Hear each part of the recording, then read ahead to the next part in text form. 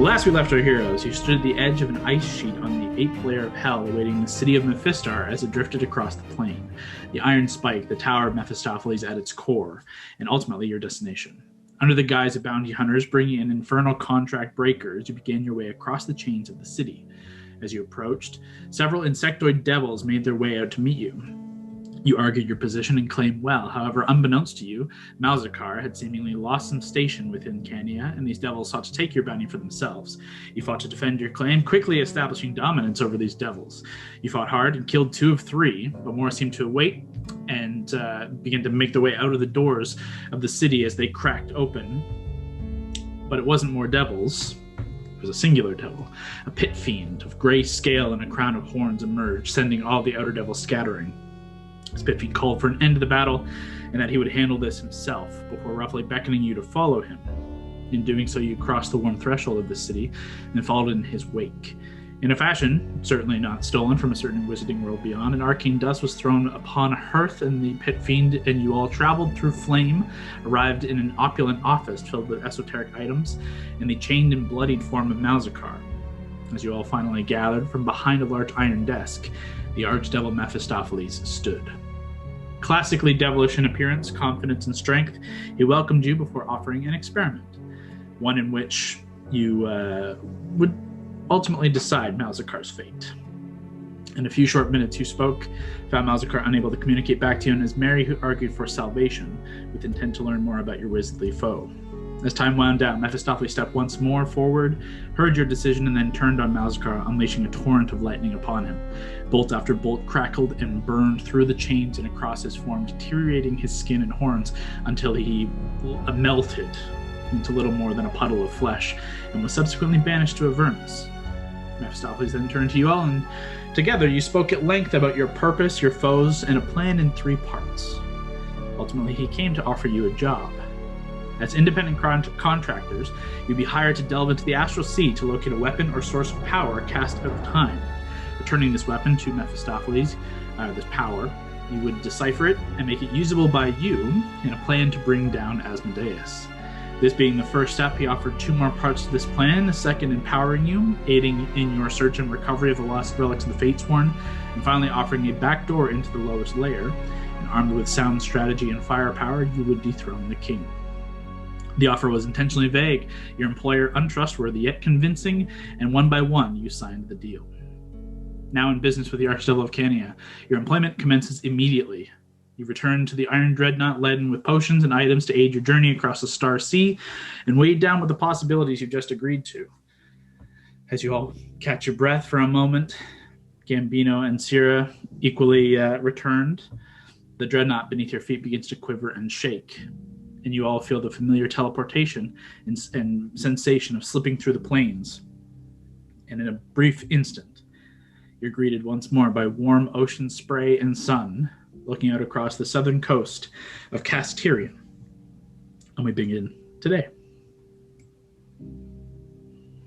What do you guys do? We're trying to get our focus right. There you go. Important.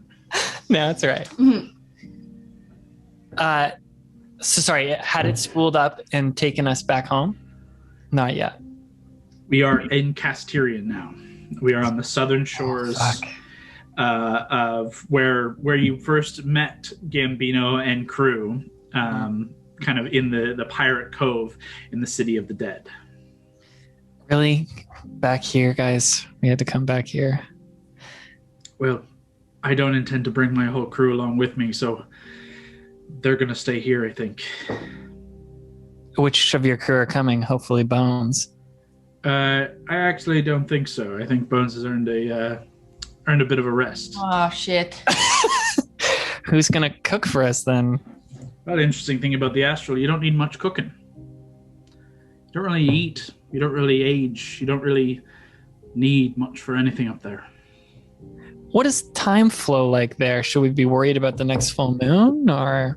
Time flow's the same on the Astral as here, except you don't feel it. Huh.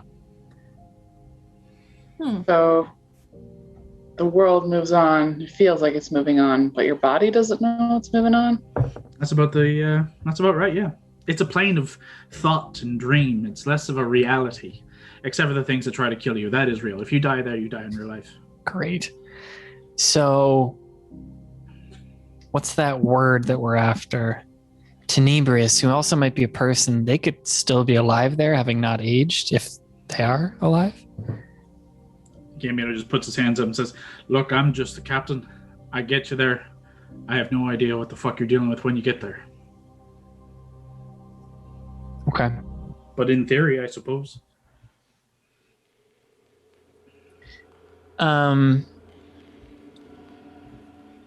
guys, do you want to do anything back home before we actually depart? As you kind of look about, the sun is past its zenith. It's about 2 in the afternoon. If you roughly between 1 and 2, it's hard to kind of gauge exactly. But you have abilities obviously to move your way around the world if you needed to. But Gambino had previously mentioned that tomorrow morning, bright and early, setting off. So you've got the remainder of today, this evening, and into the morning to do what you want to do. A reminder, Gord, you are 3 times exhausted. Val, you are singular point exhausted. Yes. A long rest will cure that. But you also did acquire a potion of vitality, Gord requested, that could also aid in getting rid of that. So. A long rest would only heal 1 exhaustion, right? That's right. So yeah, Gord, you'd still be down 2, so it might be worth you to drop that potion. Do it. But you do you, Gord. You take it now? Yeah. Okay. Yeah, Gord. It looks like a healing potion. It looks it's the same consistency. It's that same vibrant red, though bigger. And as you drink it back, it is surprisingly sweet, and that bitter cold, all 3 points of your exhaustion fade away, and you feel as good as you can. You say all 3? All 3 are gone with the potion of vitality. It was a good ask. Hey. Cures all your points of exhaustion, and as a secondary portion of the potion of vitality, for the next 24 hours, Gord, all of your hit dice, if you roll hit dice for a short rest or any other purpose, they max out. So anytime you roll hit dice, don't roll it. It's just 8. It's awesome. We need to get some of these. They're a very powerful, potent potion, worth a lot of money, and it was a good ask. These would be great in case of emergencies. Did you save any for me, Gord? Because I'm feeling a little hurt. Sure, there's a few drops left in the bottle. Here you go. Oh, thanks. Can I try and take some? Yeah, you can have the singular drop left. Feels good. Oh. It's mostly backwash. Oh. Ooh, that did not... Does anyone have a canteen or something? Ugh. Here, Val. Thank you. Oh. Thank you, Gord. Thanks. I'll just pocket the bottle. Team meeting. You guys want to figure out what the hell we're doing with the rest of today in the morning? I still got spells if we wanted to pop somewhere. Would that mean that we'd have... Well, I guess it depends on where we're staying.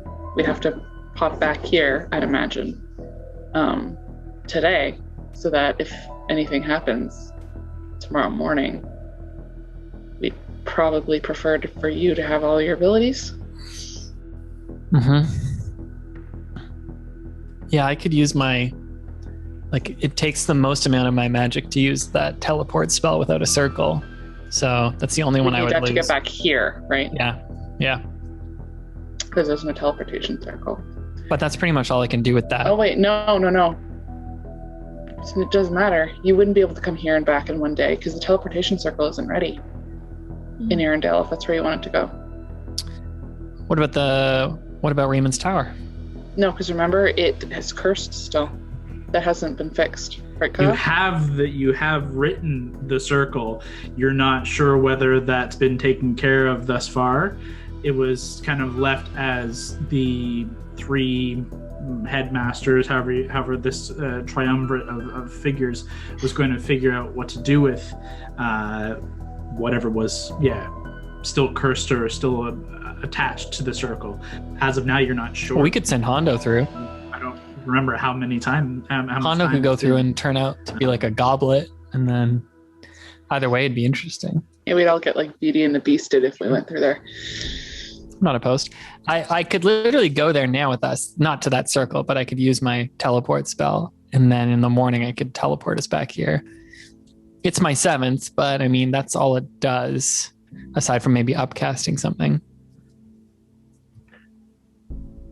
That's up to you. Can't remember. We didn't have out of game. Do we have any specific business that we left in Arendelle? Collecting some stuff, but I don't even know if that was due today.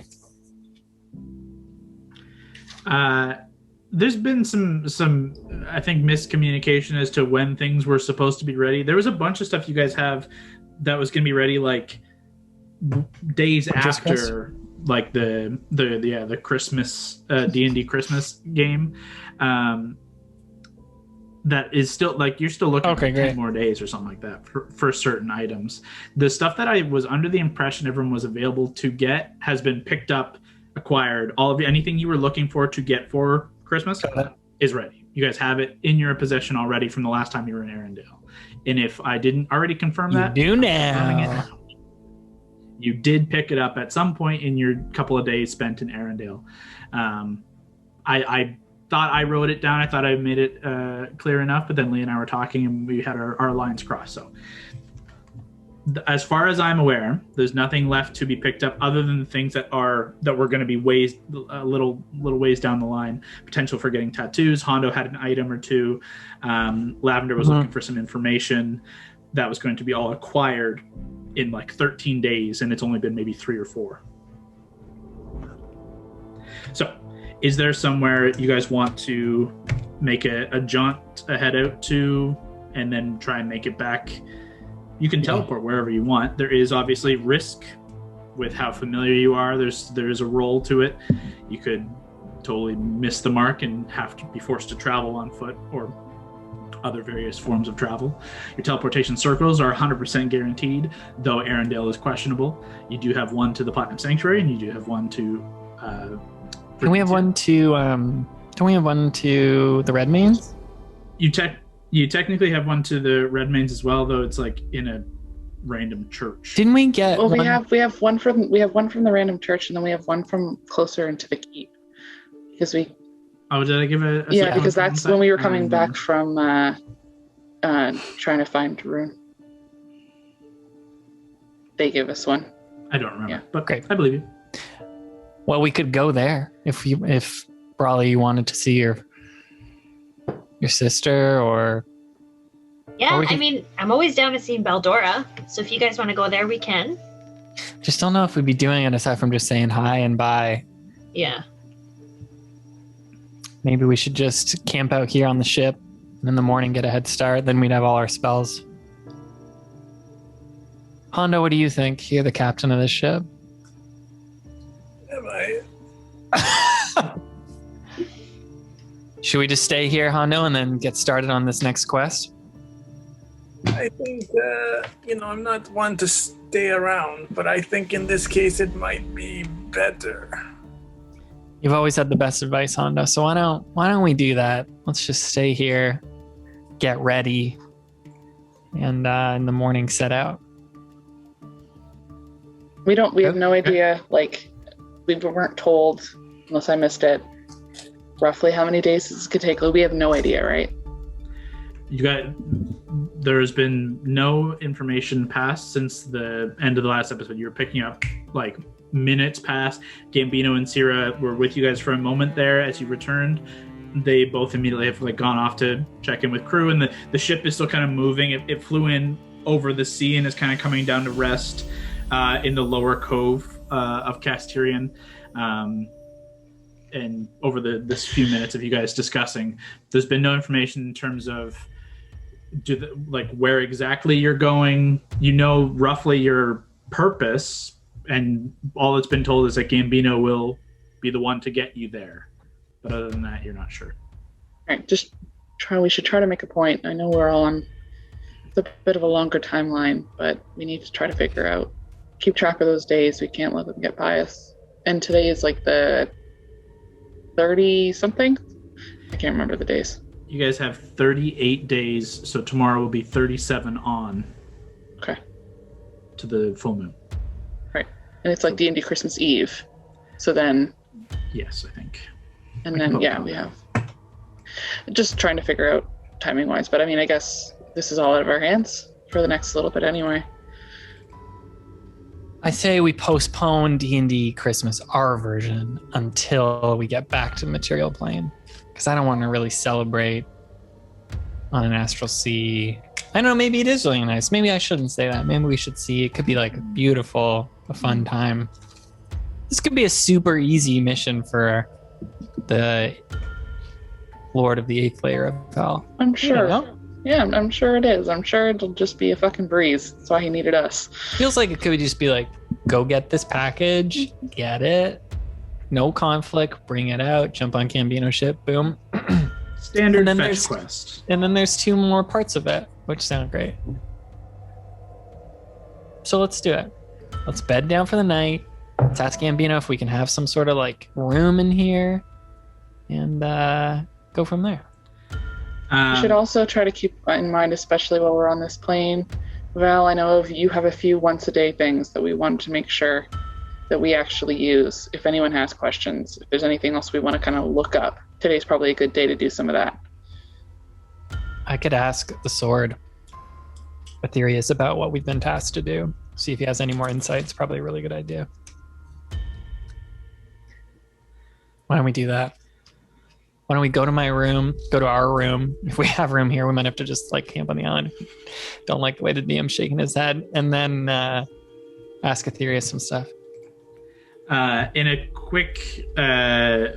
you guys have been shown the ship before, but there's less of private rooms and more a large open area where the crew all sleeps in standard kind of piratey hammocks and such. The only real room on the ship besides the brig and torture chamber is Gambino and Sierra's quarters. And they will not be handing those out to anybody. They're not open. Well, well, that's a different question. Hondo, you could get into some serious stuff on this. However, the kind of I forget the word for it. The manor kind of house that you guys had initially encountered them with.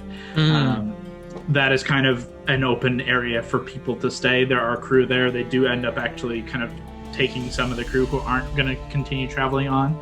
And there's kind of they have a fire and it's where they cook for the most part. So ultimately that would likely be your best position to stay comfortably.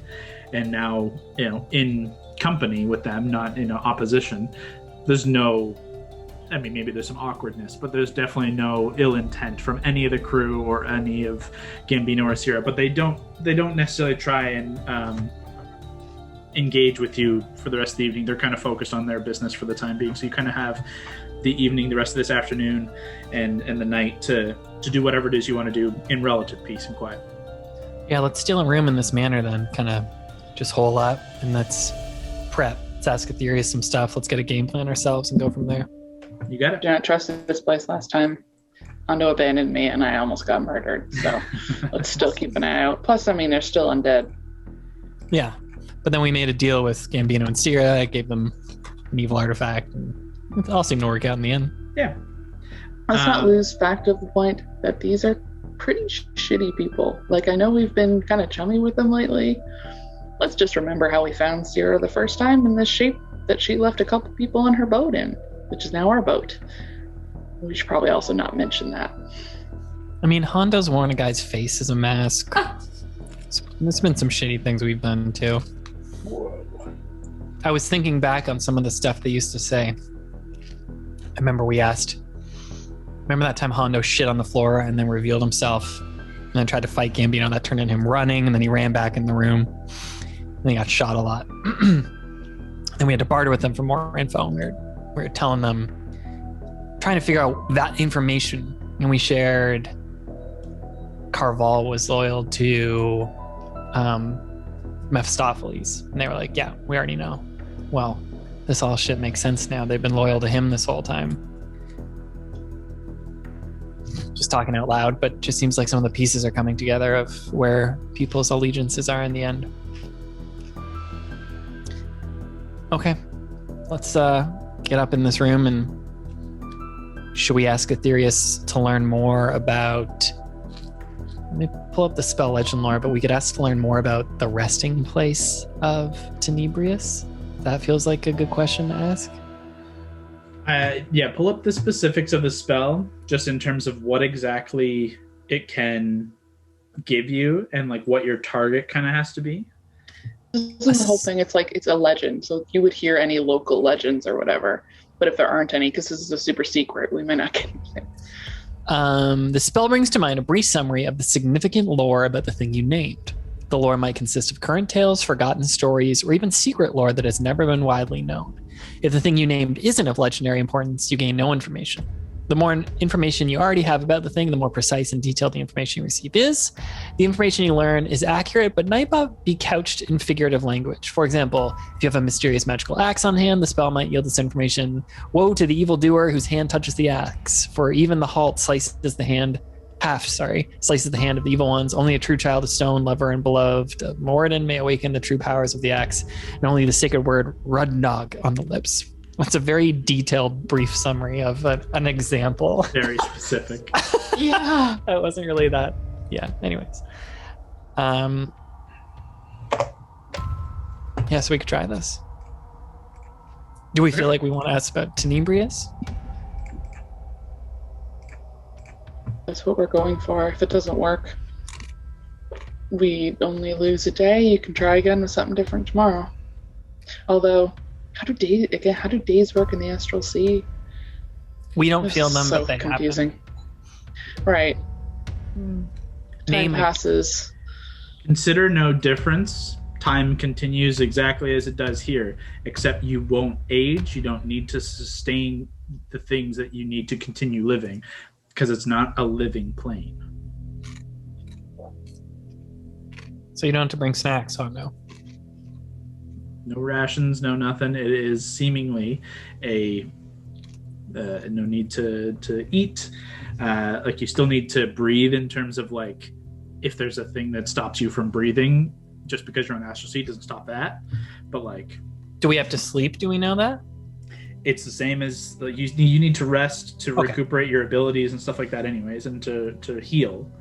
Changes nothing there. It's just literally passage of time for unlimited spell slots. Mm-hmm. Absolutely, blow them all first time. Yeah, blow them all right away. See what happens. You'll get them right back. Okay, so are we going to do legend lore? Go ahead. What specifically do you ask of Aetherius?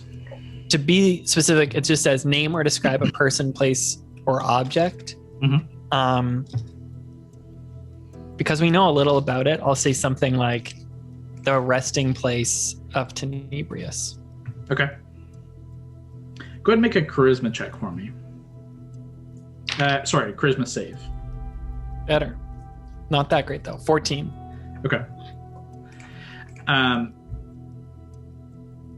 As you close your eyes and intone the request, the ask, this lore that you want presented to you, you guys watch as Val sits down with Aetherius across his lap, as he has done before. And Val, the vision just goes black. And you feel as if you're drifting through space, just kind of empty, like a void, but you can feel a void. And no words pass from the spirit within the blade. And yet you feel as if you are being shown something. You're not... The spell is working, but it's not. It's weird. And you kind of feel drifting through emptiness, black. And you begin to kind of just faintly see a faint, like a ripple of something in the distance. This kind of gray. It's just a difference from the perspective of all this vacuous nothing. And you're drifting slowly closer and closer to it, and you just kind of see this, for lack of a better word, just kind of a bank of fog is kind of rolling past you, and you're rolling through it. And as you guys are watching and kind of legend lore doesn't necessarily have anything for you guys to see. As Valentine is casting this spell, he kind of just goes into this little trance, and it's about 10 minutes of him trancing. But you guys begin to watch as the color fades from his hair. It begins to turn pale, gray, white. You watch as deep lines kind of begin to scar his face. You watch as he grows almost ashy. You kind of reach forward, and you can't pull him out of this. He is entirely, his eyes are open and they turn black.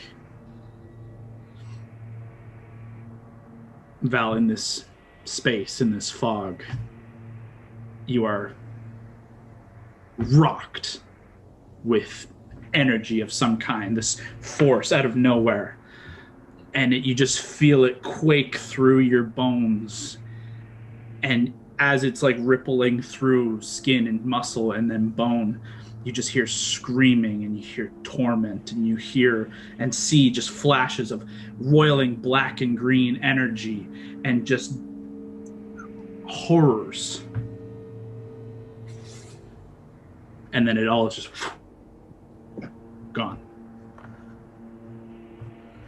And you sit in that vacuous nothing for the remainder of the spell. And then it just kind of fades. And you open your eyes, and again, you're back in the room. You guys all watch as those lines begin to kind of fade away and the color begins to return to his hair.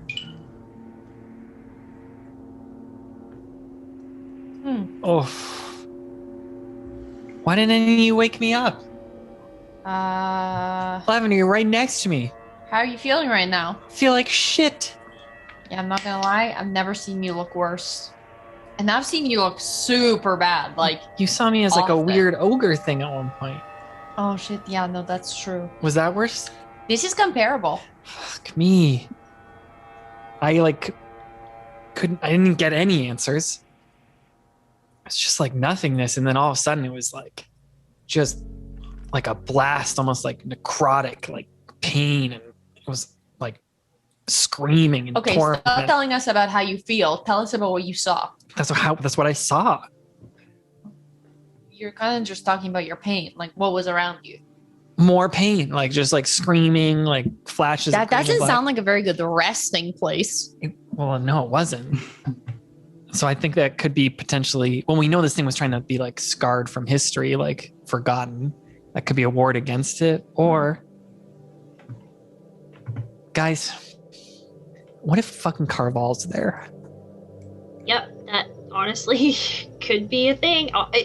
Just from what you saw, we're going to have such a hard time with this. It's not going to be easy. This is what Carval wanted. We know he was somehow related to the Astral Sea with that weird eye thing. It's getting so dark. Oh my god, I almost fell off my chair. Oh my god, Valentine, you are losing it. I'm really rattled. I think Carval's here. I think Carval, who killed Miavir, who almost defeated the Wildcards in his fucking abyssal dungeon, wanted Tenebrious, wanted that power, and I think we're walking straight towards him.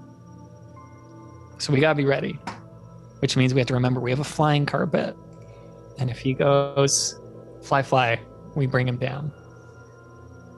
Lav, you weren't there for that, but Carval... No, I don't know what you're talking about, but it sounds like you're really trying to rile up the troops, you know? Like, oh, he killed this person, like, oh yeah, I'm angry. He killed that person, yeah, I'm angry. It's more like when you like bring something back for the listener. For the kids. Yeah, so that they're aware of the subtext. You're the subtext, or you're the listener. Anyways, it sucks. I sometimes listen. Yeah, I don't. You're usually not drunk. all the time. Okay. Well, that sucked. We gained no insight, and there goes legend lore. Let's prepare for tomorrow. Let's make sure. I don't think our spell gems have been used. So we got Dimension Door in one and Cure Wounds in the other. I'm gonna unattune to the Crystal Ball, honestly, and attune to the Pearl of Power. If my scry like this with Legend Lore didn't work, I don't know how advantageous a scry in a plane we've never been is going to be. We have a luck stone that's a +1, but someone has to attune to it if anyone wants to try and do that. But otherwise, guys, let's just have a good sleep and then get ready for the Astral Sea. I wish I could sleep in my room. Well, you can't. Did I say that out loud? Yes, you say so many things out loud. Okay. Hondo, what's for dinner tonight? Why are you asking me that? It's your turn to cook. We rotate. When did this happen? We've been doing this since game 1. First I- night, I was on duty. So what do you got for us? I don't know if I want to eat that. If it's the squid thing again, I swear. Yeah, do we trust Hondo to cook again? It's actually not bad. Don't be kind to him in this moment. No, really, he's actually a really good chef. Truly. Thank you, Brawley. Thank you. See, You're welcome. culture and taste Brawley has. You What? Say it. bumpkins don't have much. Pumpkin. How dare I you? feel like you just got tricked into making dinner. Maybe you're the He's not a seafood person, man. That's literally it every single time. I know, like, mix it up. Less surf, more turf. Yeah, that turf. Give us that turf. If he does the blurgan again, what you do is you take the tentacle, squeeze the hip blurblur, and then there's like juice from inside of it, and you use that, and it's got its own thing with it. It tastes really good.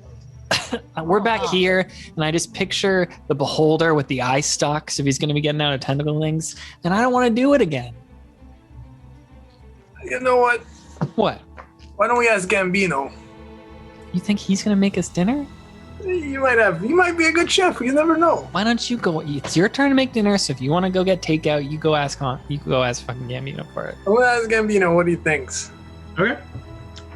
You leave and make your way down from the kind of upper floor of this manor, and you do see that there is actually a pretty big communal area for eating and drinking, and the rest of the pirates and the crew of the Dreadnought are in a pretty big party atmosphere.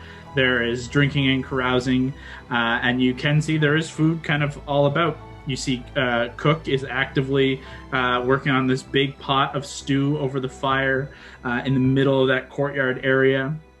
And you can see there are casks of ale and wine all about, and there's bread and cheese. Gambino is kind of in the mix if you want to go and talk to him, but you also just see there's food all over the place if you wanted to. Okay. So I'm just gonna tell them, hey, everyone, there's food all over. Let's just dig in. All you can eat. What do you want to eat? You eat. Would you come back and tell us this? Yeah, I came back and told them. All right. Well, I thought you'd bring it to us, but No, we're gonna be social people and we're gonna eat with everyone else. what's in it? Do we know what's in it? Like, is there fucking Sometimes you just valor? gotta taste it and then ask. Yeah, but is there gonna Sometimes be a you just Valar gotta monk jump in it? the water You know what? before putting your Can little you, toe like in. the flayed skin of a fucking elf? Try it and we'll see. Yes, that's the best way. That's the best I way. can't even tell if she's serious or not. This is fucked. All right, fine. Let's go. Our last meal on Earth will be a mysterious fucking cauldron of who knows what it is. Cooked by a skeleton man. Cooked by a fucking skeleton. As you guys do make your way down, Gambino kind of gives you all like a nod and like a smile with a kind of open hand of like help yourselves kind of gesture as he is kind of in communication with. You recognize the drow captain or pilot, I should say. Raven? At the Did I get it helm. right? Yeah. At the helm of the Dreadnought, she's with him. You see Lev, the dark-skinned kind of cleric figure, this surgeon healer that you've encountered very briefly. Obviously, Sira is also there, and Senzara, the Githyanki warrior, who's kind of always at Gambino's side. They're actively kind of off to the side. And you see a couple of the crew are kind of almost making like a little half wall around them, just giving them a little bit of separation from the rest, though it doesn't seem aggressive or anything like that. It just seems like they are off to the side having a private conversation. But you guys quickly gather as much ale and wine as you like. The bread is a little stale, but not horrible. Couple different kinds of cheeses, and unfortunately, to those of you who are not seafood fans, it is a seemingly kind of chowder-based stew in this big cauldron. But for those of you who do enjoy like a seafood chowder, it's actually very, very good. It's warm, it's hearty, spices are good, and a little surprising to the fact that cooked by undead who cannot taste. Nonetheless, however much you wish to eat and drink, the evening comes to an end with relative quiet, unless you guys have anything else you want to say or do. I did have a question. Mm-hmm. Sorry, I had a crying boy and couldn't quite say it earlier. We're like way at the top of the hill, right? Yeah. How far is the island as the crow flies? As the Pegasus flies? Couple hours, like to the temple. Yeah, it's like a couple hours to fly. It would take probably 2 to 3 hours. Like it takes it was a while, maybe 2 hours with Pegasus speed. Okay, never mind. It's on a quick jaunt. It would be a 4-hour round trip. It would get way too dark. Okay. It's something you could do. Like you guys have been here in theory, like for many hours before dinner time, but having the thought now, you'd be pushing into the running the risk of undead in the city and just pushing it into late into the evening. But you can if you want to. I think it's probably not worth it. Okay. Is there any last preparations, any spells or things you guys want to have ready before going into whatever this next morning and adventure is going to be? Now's the time. Still got Fern, because I don't think he died. He was just a polar bear. That's right. He is no longer a polar bear, but yes, he is back. I will unattune at some point tonight to Crystal Ball and then attune to Pearl of Power. Yeah, easy enough. And then I think I'll try and have a quick chat with Gambino. I'll just try and approach him at some point. Before we go to the conversation then, items distribution, now's the time to do that for items that you had previously. You did get a couple of potions and things from Mephistopheles most recently. Now I want to make sure that everyone isn't looking to who has this in the middle of a battle. Now's the time to say who has what potions and who has what abilities and etc. Do we get a read on what that purple... Oh, do damage purple potion. Mm-hmm. That's the power spell one. So maybe like Gord should have that because that could be pretty dope. One. Do you have that? I feel like I have one.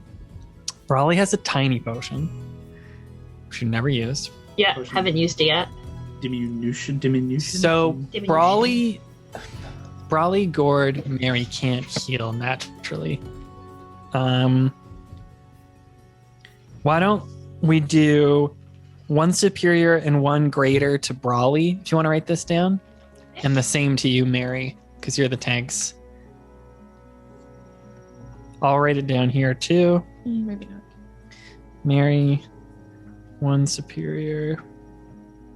These are the ones from Mephistopheles, for anyone keeping track at home. Brawley.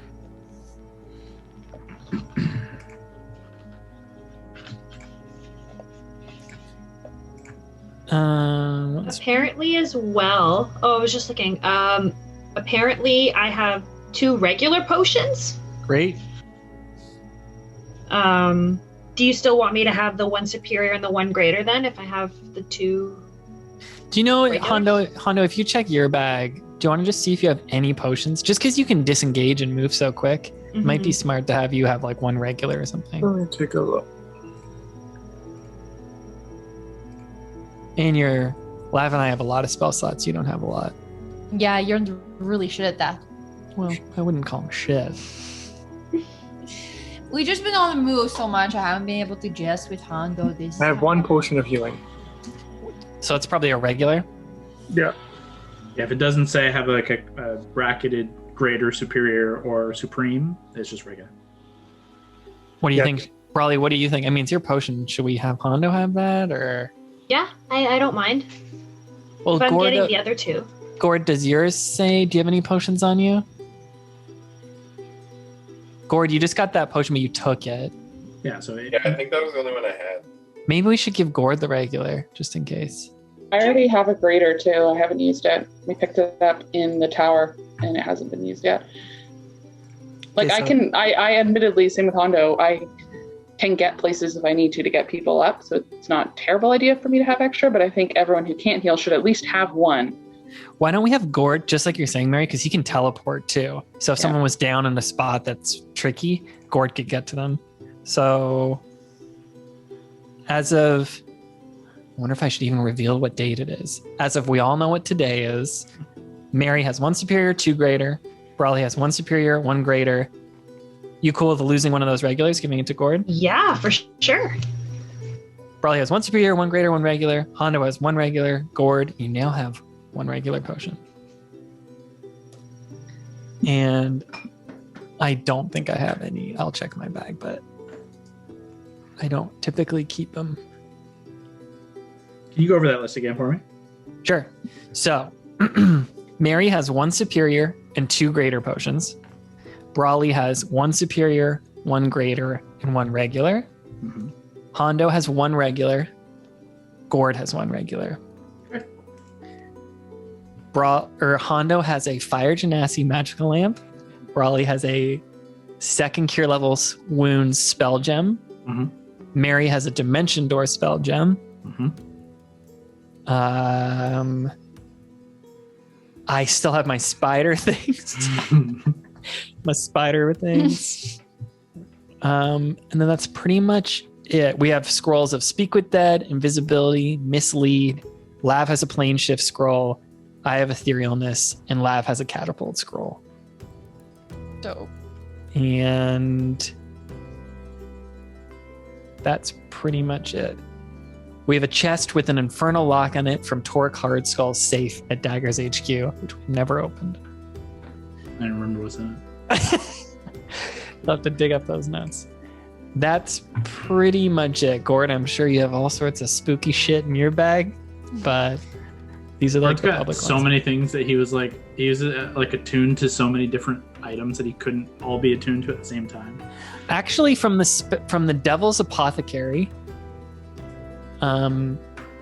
we have 5 regular potions. I think those are likely used, but we have 1 spell recovery and 1 water breathing potion. You guys have been amassing water breathing, and I don't think I've ever used them. Like I gave you guys out water breathing way back. I used it once. Remember when I almost died when I was trapped in that fountain thing in the Mountain of Null? Maybe that was it. And I've used you one might have once used them too. in the abyss actually, because you guys had to travel through the. There was like that well to get down into the deeper layer. That's right. So actually, you guys might have used them there. Never mind. So we have 1 water breathing. This is from February 26, 21 though. So I think these 2 are new. The water breathing one, and then spell recovery. Okay. I mean, admittedly, water breathing is probably a good thing to have in case we ever have to, go get that one thing that's in the middle of the ocean. Do you know what the spell recovery is? Is that like a normal potion, or is that like levels of it? Like, can we find that in D&D Beyond? I'm just searching. That was from Devil's Apothecary, which I think is Verdancia. It might be a homebrew thing. Give me 2 seconds. Devil's Apothecary is Arendelle. Oh, great. So then, I think this was Your most recent trip. Pre-Nate, yeah. Okay. Renate. What am I doing? Spell recovery. I'm pretty sure it's... Oh, yeah. It's potion spell recovery. When you drink this potion, you recover expended spell slots with a combined level, and you roll 1d3 or 1d6 halved plus 3. And none of the spells can be 6 level or higher. So you can basically get anywhere from 4 to 6 levels of spells that you can regain. Dope. Just That's choose really which cool. ones you want. Let's remember we have that. That one's a pretty rare one, and I think it was expensive, but you guys have gold coming out your ass, so Yeah. Also, Val, if you wanted to, not to put words in your mouth, you can identify as a ritual any of the other items that you got. So like that potion, the other max power one, Yeah. that is Potion of Maximum Power is what it's called. Let's do that. We could say I did that tonight if you're cool with that. Potion of Maximum Power. I'm going to unattune from that hat that I was using to not look suspicious in Arendelle and attune to the bracers instead. If I haven't done that already. That's fine. So the Potion of Maximum Power, for everyone who is who would be using this, it would be obviously best for Lav, Val, or Gord. Probably Lav or Gord, honestly. First time you cast after drinking the potion, the first time you cast a damage-dealing spell of 4th level or lower within 1 minute after drinking the potion, instead of rolling any damage dice, you max damage. So whatever the maximum of a 4th level fireball would be 10d6. Nope, it would be 9d6. Is 9 times 6. 54 damage done. Brock, what are your Warlock spell levels right now? 5th. They're 5th, so that'd probably be better going to Lav because Brock casts everything at 5th or higher. I would still count it, but I would just knock one die off of whatever. Just nerf it a sec? The total is. Gotcha. Okay. Who wants it? So in theory, yes, like it actually does. It is more effective to go to Lav or Val with a high damage. Lav or Gord? You can focus on what level, but it's up to you guys. You're casters, obviously. So, any of you, but that's what it does. All right. Is that it? I think so. Yeah. Mary put in the chat. She scribbled in our paper chat. Hondo, you have a stun grenade that she made you. Mm-hmm. You have the lamp. And keep in mind as well, healing potions, we're cool with like a bonus action to take for yourself. It's an action to give to somebody else. Yep. And any other potion is an action to drink. Okay. So keep that in mind for like these max powers or spell recovery. Like the max power is within a minute. So like you have to use your action and then within the minute, use it. But it will It'd be like we know we're going into a fight. It'll chug burn it. your Okay, action. let's walk through this door. Yeah. So keep that in mind as well. Action to take any of those potions. Same with the potion of diminution or the Water breathing or exactly. And so you were saying, Kyle, it's because like you imagine health potions as like a shot glass. They're real everything small else and is, like a regular, yeah, bigger. like they're so something you're more used to. Whereas these other things have like more of an effect that alter your something about you, right? Like depending on what they are. I just consider them a bigger effect than healing. And Allie, you said, sorry to interrupt. Allie, you said you have 3 fog capsules? Yes. What are those? What are those? I don't know. I wrote it down that I have 3 fog capsules, I guess. Like a magician? Like a capsule to toss and fog comes out. Mary, did you make that? Haven't we used those before? I think, you know what? I think I made those like. Did you make a smoke bomb? Yeah, I made smoke bombs forever ago, and each person got 1. But I don't. That was like, Allie, that was like your 4th session. So they have been in my inventory since then. Yeah. Hopefully they still work. Hopefully. It's essentially like a fog cloud, which is probably why you wrote that down. It's kind of what Kyle considered it. Oh, okay. It's a fog cloud that dissipates over a short period of time instead of concentration and lasting for a minute or whatever. It would be over a D4 plus 1 rounds. Oh, okay. Are you okay if we say she has 3 of them? Yeah. Okay, I remember them being there, so yeah, fuck it. 3 fog capsules. Cool. I think that's pretty much it. Okay. Then unless anybody else has anything else, Val, you wanted to have a chat with Gambino? The last thing just to keep people in mind is we have this, I think Lab, it's in your inventory, the like drow cloak, where if like sunlight touches it, you have to attune to it. But it'll help you hide unless sunlight touches it, then it can like burn up and be useless. I don't know where we're going if the sun exists, but just to keep it in mind, if we go in like a crypt or something, you get attuned to that. Cool. Hopefully we don't. Yeah, now I will go to Big Daddy G. Got it. Does anyone want to come with me? I'm with you. Oh, no. Oh, Lav? Now you're No. He's pretty well into his cups as you guys approach, and he's just kind of sitting back in this rather large kind of wingback chair with his legs up over on the one side, and he's just kind of listening and watching the rest of the pirates just carousing and drinking, and there's some music being played pretty poorly off to the one side, and Syrah is kind of lazily sitting beside him, and they're both just kind of enjoying the atmosphere of this pirate island. You also notice thus far there seems to be no undead activity, or at the very least nothing has made its way close enough to you. You're not sure exactly why, but you've just noticed that so far the City of the Dead is a little quieter today. As you approach, though, he gives you a kind of glassy-eyed stare, but a smile nonetheless. Are all the Warforged gone? Have we seen any? You haven't seen any in some time, though you probably would have when you returned. There were some in the cove down below, but they didn't seem to be... They're not here currently, and they weren't on the ship, but you didn't go very deep into the ship, so... Okay. Anyways, that right now, no. Thanks for letting us take part in your feast.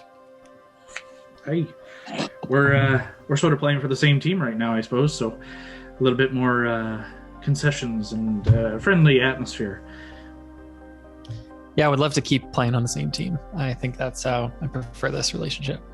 Likewise, it's quite nice to not to be so worried about someone coming to stab you in the back, or having to do so. You know, it takes a lot of planning it takes a lot on your mind. Stressful. Trying to think about killing people, and you're just like, we had that nice time. And That's nice to hear. What players, if we're talking about teams, what players are you bringing tomorrow? Well, in truth, it's going to be pretty slim pickings. Bringing some of the crew, just to man sails and some of the function of the ship. But in truth, as far as I know, this is going to be pretty fucking deadly. And I ain't bringing any of my good crew along on the off chance that something bad does happen. So in truth, you're getting myself and Syrah, and that's about it. Okay. Speaking of deadly, do you know where we're going, or do you just have a general idea? Like, have you been there before? Well, we've been to the Astral. Yeah. We've been to the Astral several times. It's a weird place. There's no better way to describe it than weird. It's really... you'll see it shortly, soon enough. It's something you can only really experience to describe. Words don't quite do it justice. But there are things out there that are the bite and kill first, ask questions later, or probably not at all. In truth, there's a fair amount of emptiness out there, so there's a good chance we don't see a whole lot. But the things we do see are not exactly friendly. The Githyanki, and he kind of gestures towards Sinzara, the big, burly, green-skinned Githyanki, this alien-looking figure, massive greatsword on the back. Gestures to him. Says, it's a bit of their domain, as along with other crazy, weird space creatures. But they're the ones we want to watch out for amongst the other crazy, weird space creatures. There's a lot of slavers in their ranks, and while they won't necessarily kill us all, which is a good thing, they will in fact take us back to their city, and it's not a fun existence there should that happen. So in truth, we encounter them, I'm going to be looking more for a run than a fight, if that makes sense. As long as we're dragged along with you, that sounds great. Well, you don't stray too far from the ship and you won't be. There's going to be a couple of rules we'll get out there, but for the most part, stay close to home. Keep your eyes peeled. Follow my orders. He says it a little more sternly, and a little, kind of sits up ahead. He says, jokes aside, we need one another out there. The ship can't pilot with bringing down the crew as we are. I'm going to need some of you to help out, and you're going to need me. This is a mutually beneficial deal we're in. But in truth, I I'm not exactly sure where we're going. It's going to be a learning experience. I have a way to find where we're going. And he kind of holds up his arm, and you can see as he kind of pulls down the sleeve and jacket of his coat, you can see the entirety of his forearm, all like fully around both sides, is heavily branded and tattooed. And it's kind of like a curling flame and chain, and you can see in multiple different spots this kind of sigil of an infernal design. And he says, this little parting gift is going to be our way to know we're on the right track. I can't really explain how it works. In truth, I don't really know. I'll figure it out as we go. We picked up some stuff too that might help us when we're there locate what we're looking for. So happy to contribute to that. Just needs to be closer in proximity to our destination. I guess last thing, you ever heard of or know if Sanzarin's talked about the one who watches?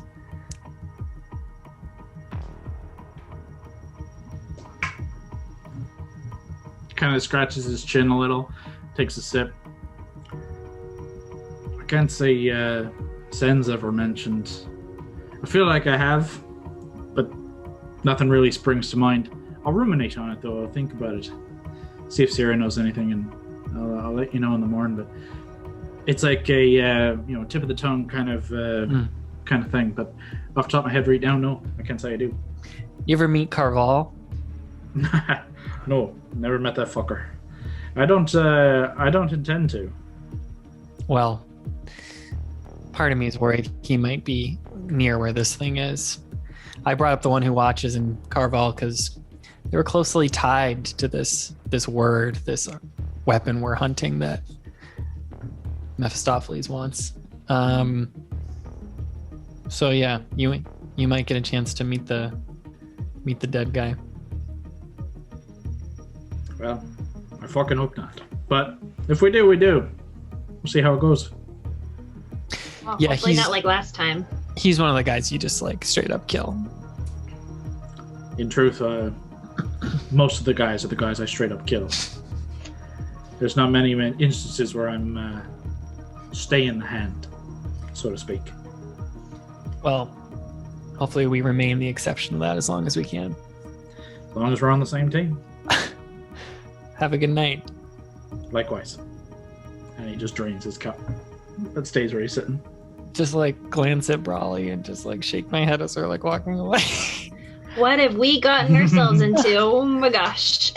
I wanted to ask him, I'd really like a ship like his. If we like see one for sale, like maybe a used one when we're at the sea, that'd be like nice to pay up for. Oh, that'd be cool. Yeah. We need a really cool one like that. I think it'd be nice for Hondo's birthday. I know it's coming up, and it could be like the Floppy Salmon 2.0 from.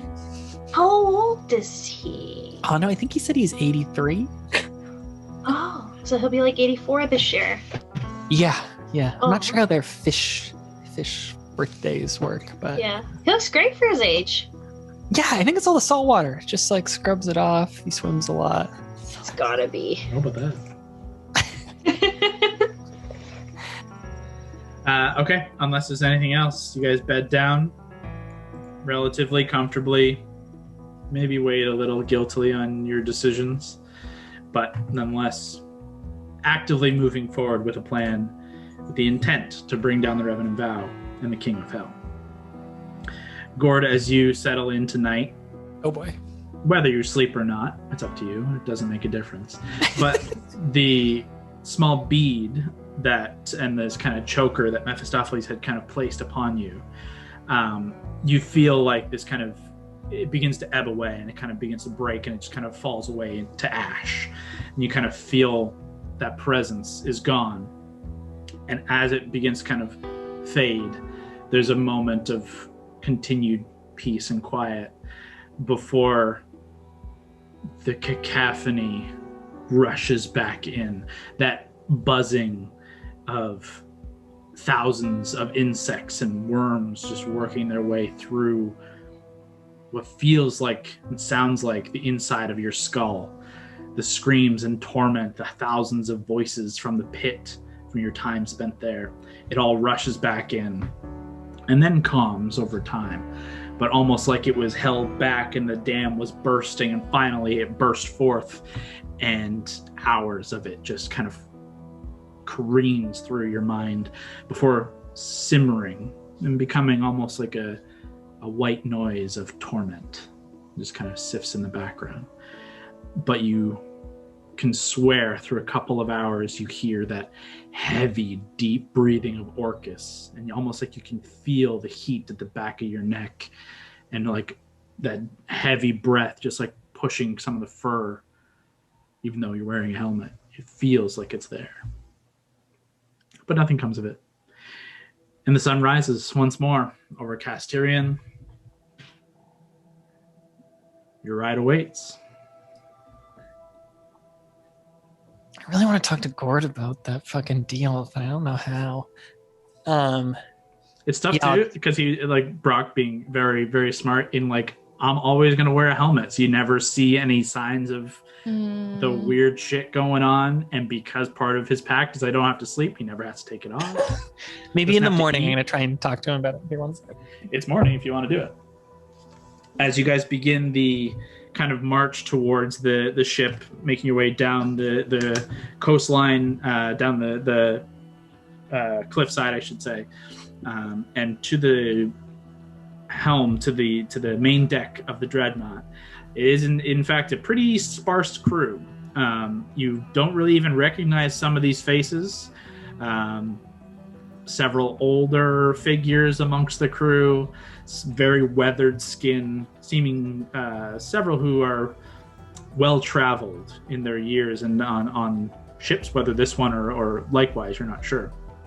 But they begin to kind of go about the activities on the ship, and a lot begin to kind of head below decks and out of sight as Gambino and Syrah make their way to the helm and the deck, the quarter deck, where the helm is. And it's kind of, as you recall, like the main deck is open, and then there's stairs that kind of rise up to this quarter deck, and it's kind of protected in this bubble of glass and steel and plated metal. And as they kind of make their way inside, begin to get ready.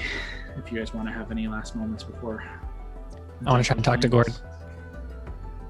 Go ahead. You guys are standing on the deck of the ship, overlooking the sea one last time. Hey, bud. I'm kind of worried what happened to you if you have to give up your book.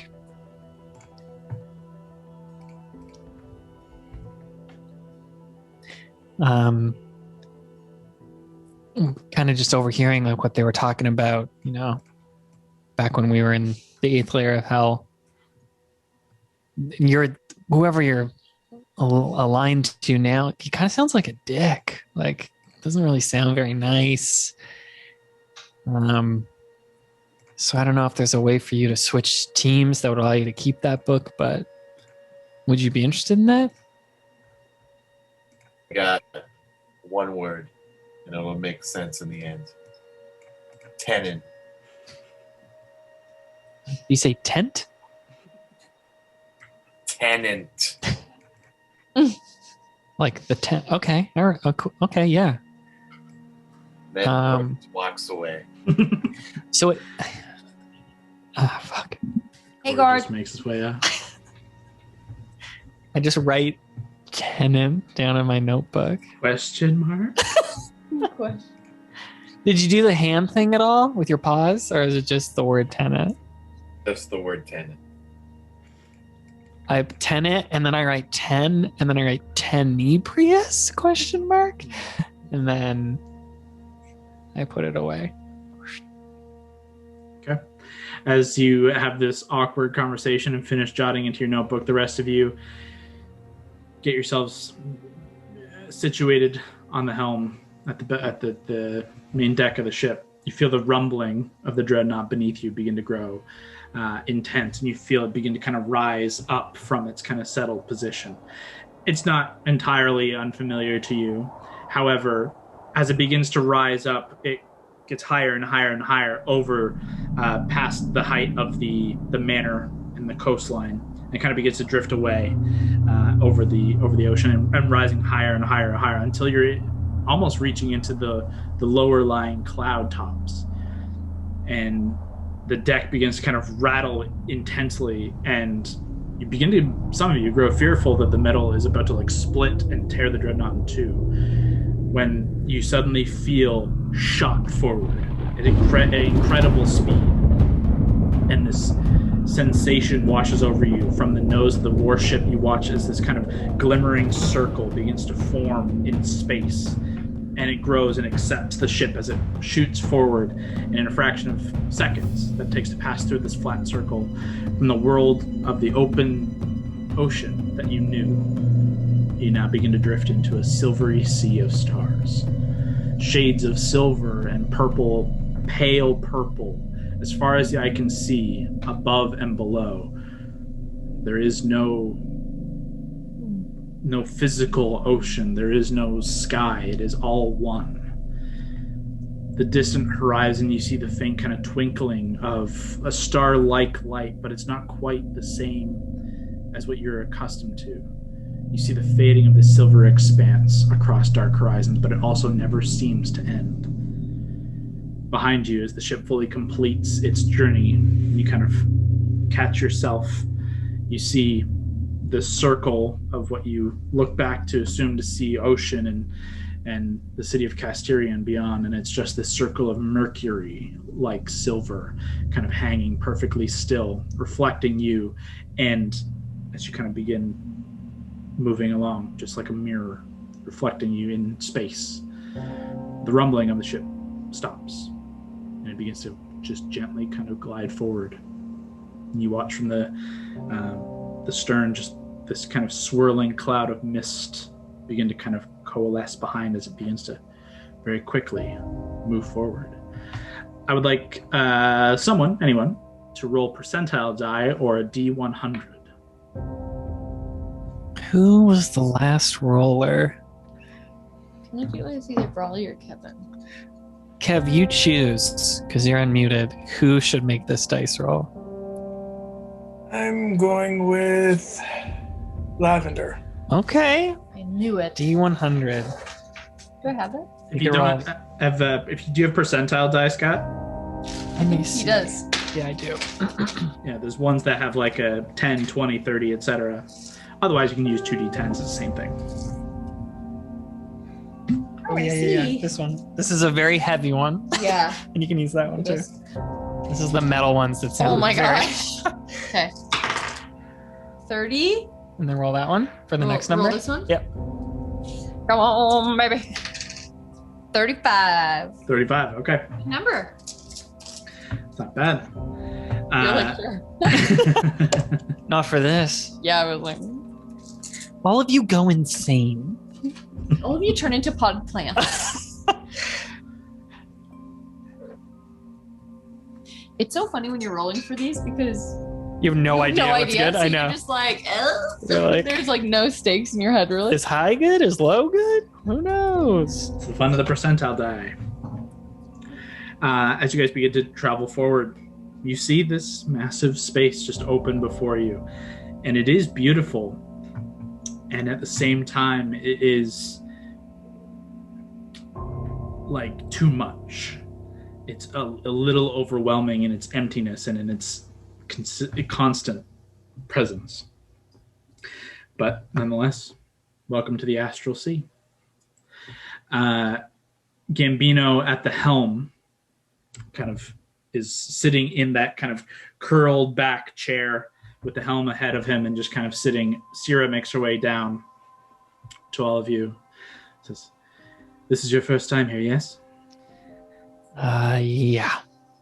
This is my first time here. It's mine too, yeah. I think, unless there's something. Raleigh, is this your first time here? This is my first time here. Hondo, is this your first time here? I mean, I could have been here before. I've been a lot of places. He looks at you with just like a scowl. Just fucking hates it so much. Regardless,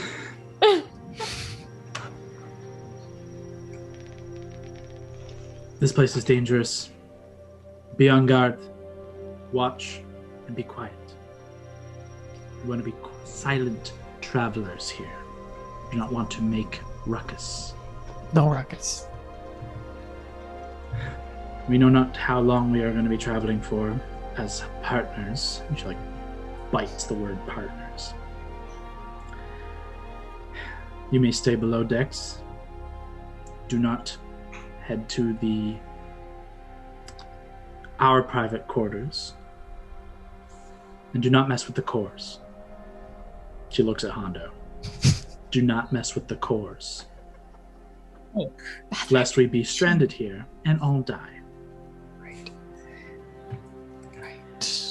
She just is about to say something else and just turns and walks away. Are there... Okay. I'd like someone else to roll a d12 for me. A d12? Lab, choose who rolls the d12. Mary. Mary, if you can, If you are able, roll a d12. roll a d12 when safe to do so. You can put it in the chat. I'm here, just let unmute. Go back to sleep. Because Roll a of small item that could baby. be swallowed by the baby. Yeah. Enter. Right in the middle, 6. Nice. 6. Okay. Good, bad, who knows? You guys begin to just travel on this astral sea. It's just weird. You expect there to be something physical you're passing through, and yet it all just seems to be empty, vacuous nothing. And it's also weird that the horizon never changes. It's almost like you're moving nowhere, but you feel the ship is moving, and you can see a trail behind you, and yet nothing seems to change. It's very, very unsettling and odd. But you begin your first couple of hours of travel. What do you guys want to do? Could I know we're supposed to be quiet, but could I go above deck? Are we above deck now? You guys are on the main deck, so Okay, great. Overlooking the sea. I think I want to try and find Gambino. Sure. It's actually very easy, even without your, trying to make an active investigation. He's at the helm. He's in this kind of curled chair with that almost like helmet over top in the pilot's seat. But you can see him from behind this kind of it's almost like amber colored glass and iron bars in this quarter deck of the helm. He's there. You're able to see him. Is your map working? He doesn't immediately respond, and you see there's a moment of awkwardness where you've asked and then nothing has happened as you watch the helm kind of begin to move a little bit, and then it just kind of rises up off, just and it rises up off his head, and he kind of sits forward, and he's kind of with one eye closed. Sorry, I can hear you, but it's hard to talk. You got to concentrate while you're doing this. Apologies. He looks down at his arm and says, "We set the right course for now. As long as nothing changes, we're on the course." Anything you need or want us to do while this is happening? A way we can keep watch, make sure nothing sneaks up on us? That would be most appreciated, yeah. If you can maintain just an eye out. I don't have a whole lot of crew at the ready for that kind of thing. I'm kind of counting on you here to keep us abreast of anything that's coming our way. Thankfully, here, for the most part, you can see them coming a fair ways off, and we can try and make our way to avoid as best we can.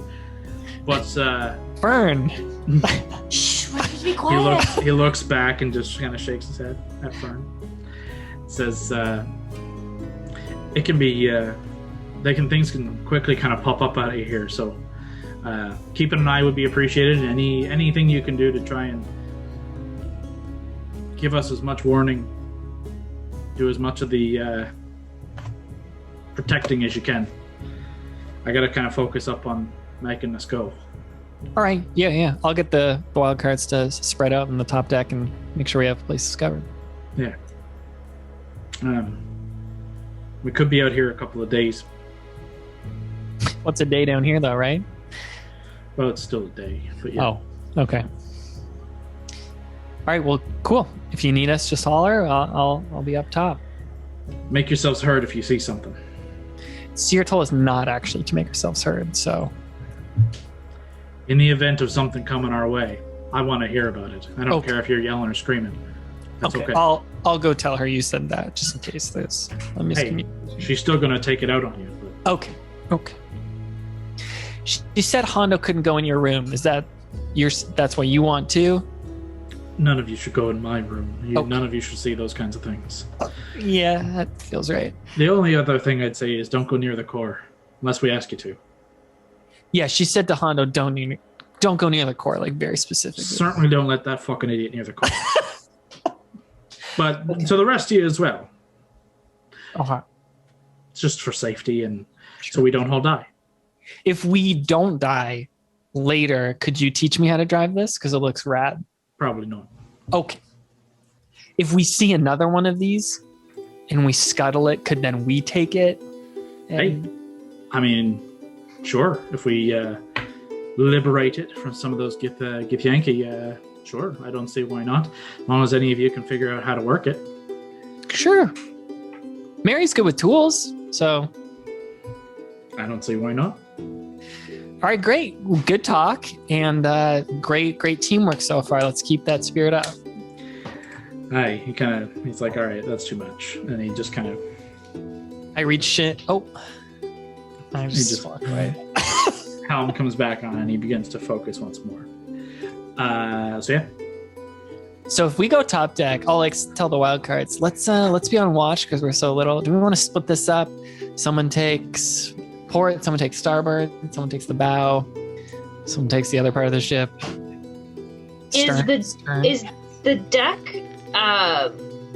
not big enough, but if we were all separated, would we be able to radio each other on the earrings? Absolutely. Yeah? Okay. Like, as you guys now are more familiar with it and are now traveling, and we'll say over the first hour, getting your kind of bearings, the main deck is about 140 feet from kind of tip to from bow to stern, and about 45 starboard to port. So it's certainly longer than it is wide, as you would expect. There is the quarter deck at the back end, and you can go on the quarter deck where Gambino's at, and you can see out the back there is like a glass kind of containment that is but still open to the back, so you can watch it that way.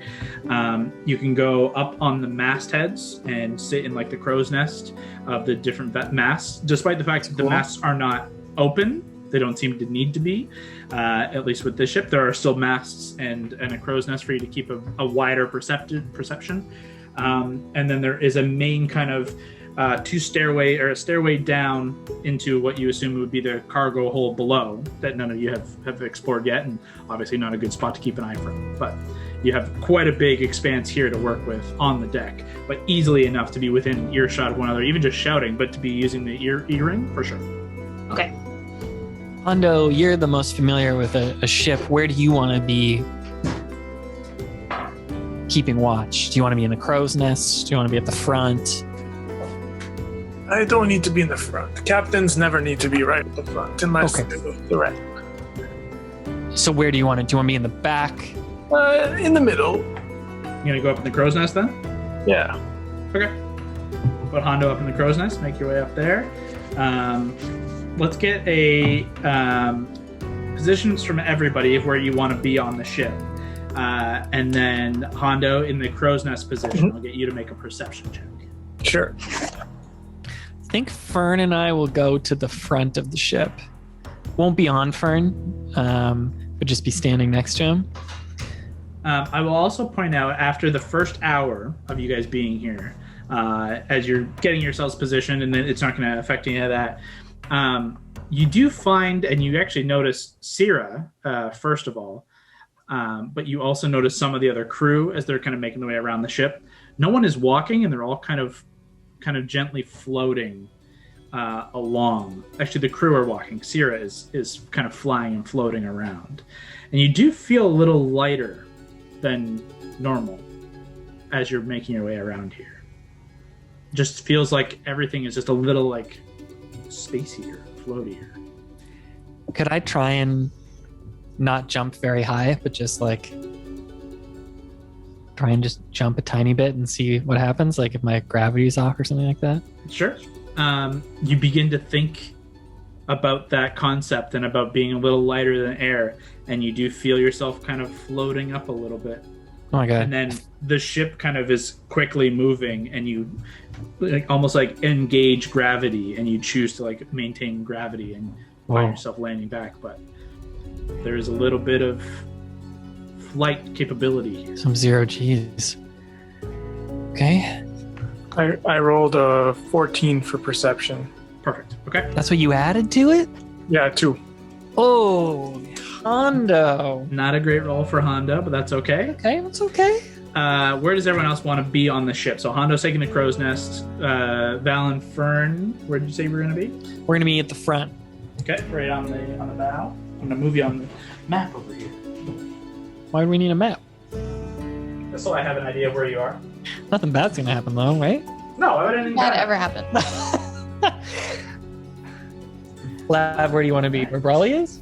I want to be at the very front. With me, that's great. Oh, shit. I just Do meet wanna you be up at the here. front? Why? Oh, no. Oh, hey, nice to see you. Hi, nice to see you.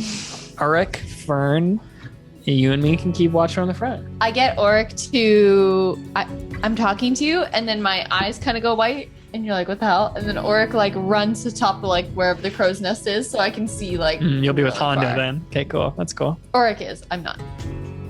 Just have your hood up so I can even see that you're not listening. Yeah.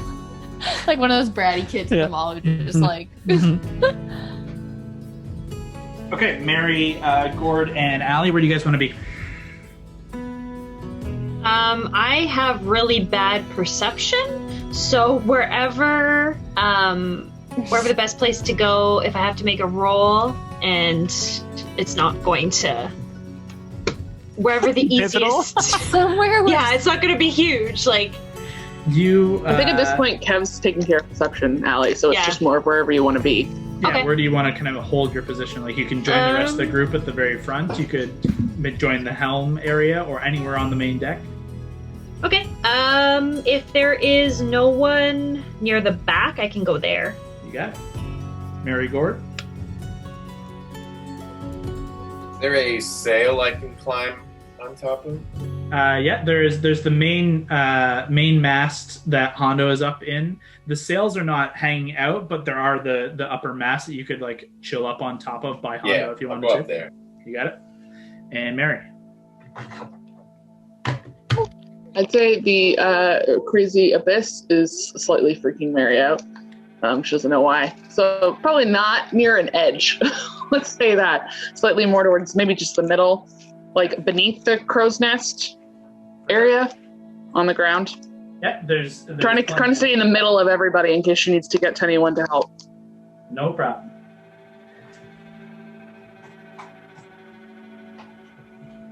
Okay. I'm just kind of positioning Gord up here.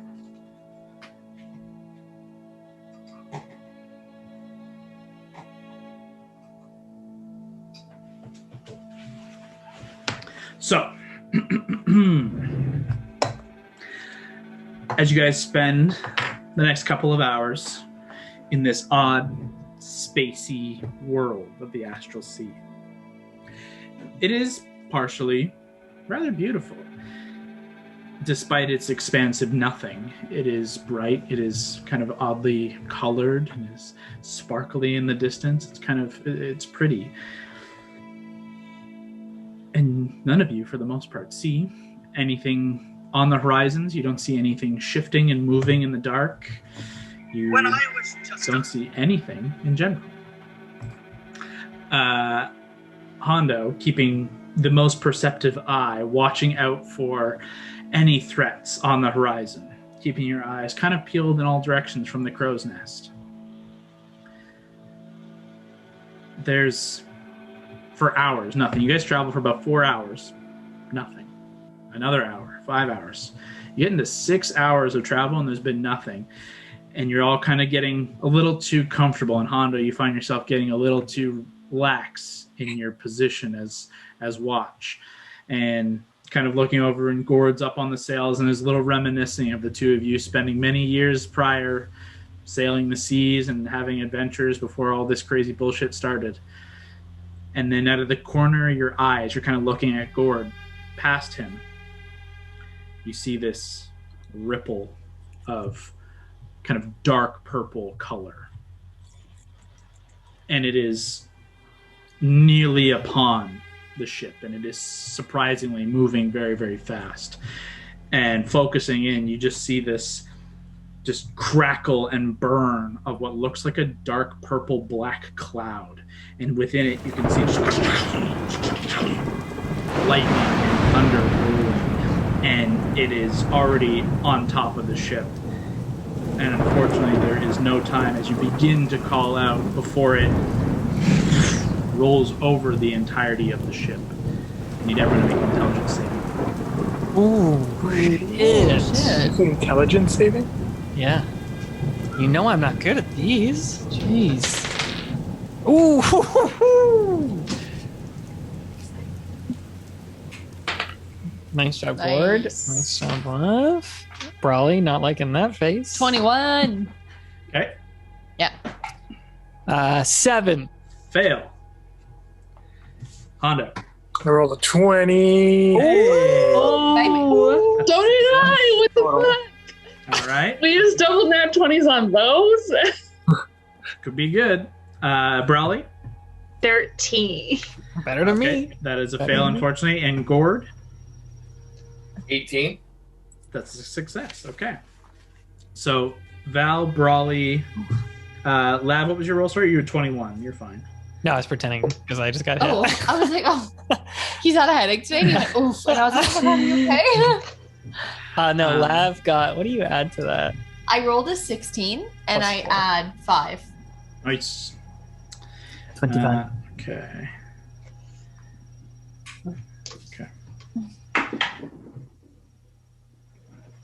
Okay. You guys watch as this storm suddenly comes out of nowhere, and despite all of your keeping an eye, this lull of like nothingness on the horizon for hours on end, and not sure exactly what to expect. And Honda, you only catch it at the last minute. Unfortunately, this psychic wind just careens into the ship, and you can feel the ship is kind of reacting, but it attacks you mentally. And as you're suddenly just hit with it, you just hear this like storm of thought that just barrages your mind, and it's distant lost memories and ideas and musings of other people's minds, just all at once, a cacophony of voices and thoughts and fears, and fear sticks, and all just a powerful force just shatters into your mind all at once. Let's see. Those of you who failed,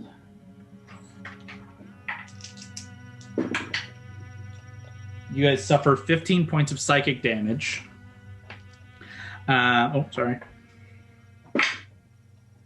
25 points of psychic damage as it brings you to your knees.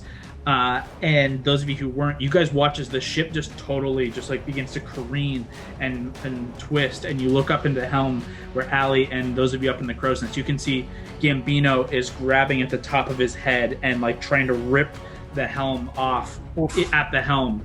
And Sierra has dropped to her knees as well as Val and Fern needs to make the same thing. Fernie boy. He rolled the same thing as me. It's not good.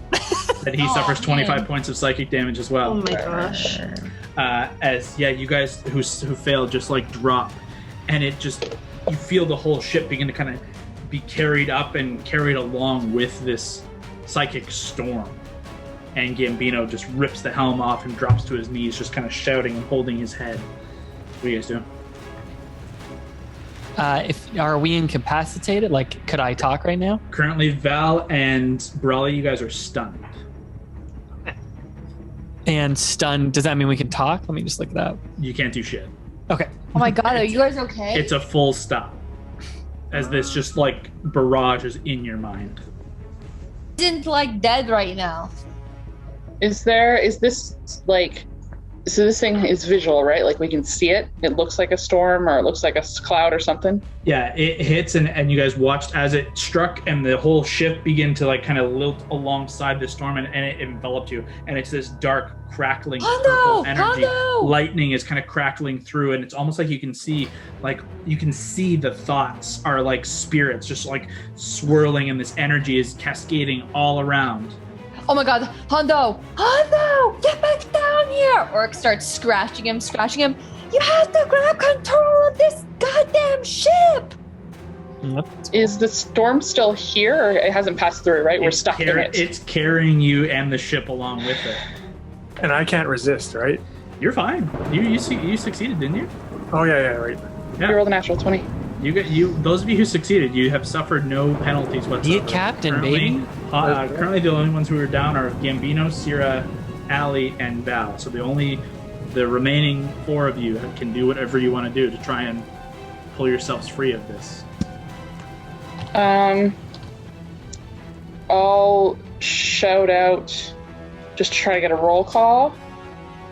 Because we can't all see each other from where we are, right? Like Hondo's way up top and Gordon's in the back. You guys can all see each other. Hondo is in a crow's nest. Like he is very visible, though it's dark and frightening above in this psychic storm. You can see him and Gordor up on the mast and beginning to kind of make their actions. You can also see at the front of the ship, Val on the ground holding his head. Fern likewise is kind of fallen over onto his side, his wings splayed in odd like angles as he's kind of kicking his legs out beneath him, just in horrible pain. And Lavender is now turned, looking up to the crow's nest, shouting. I'm getting Auric to literally kick the shit out of Hondo right now. Make an attack, Okay. for Auric. She's like, Yeah.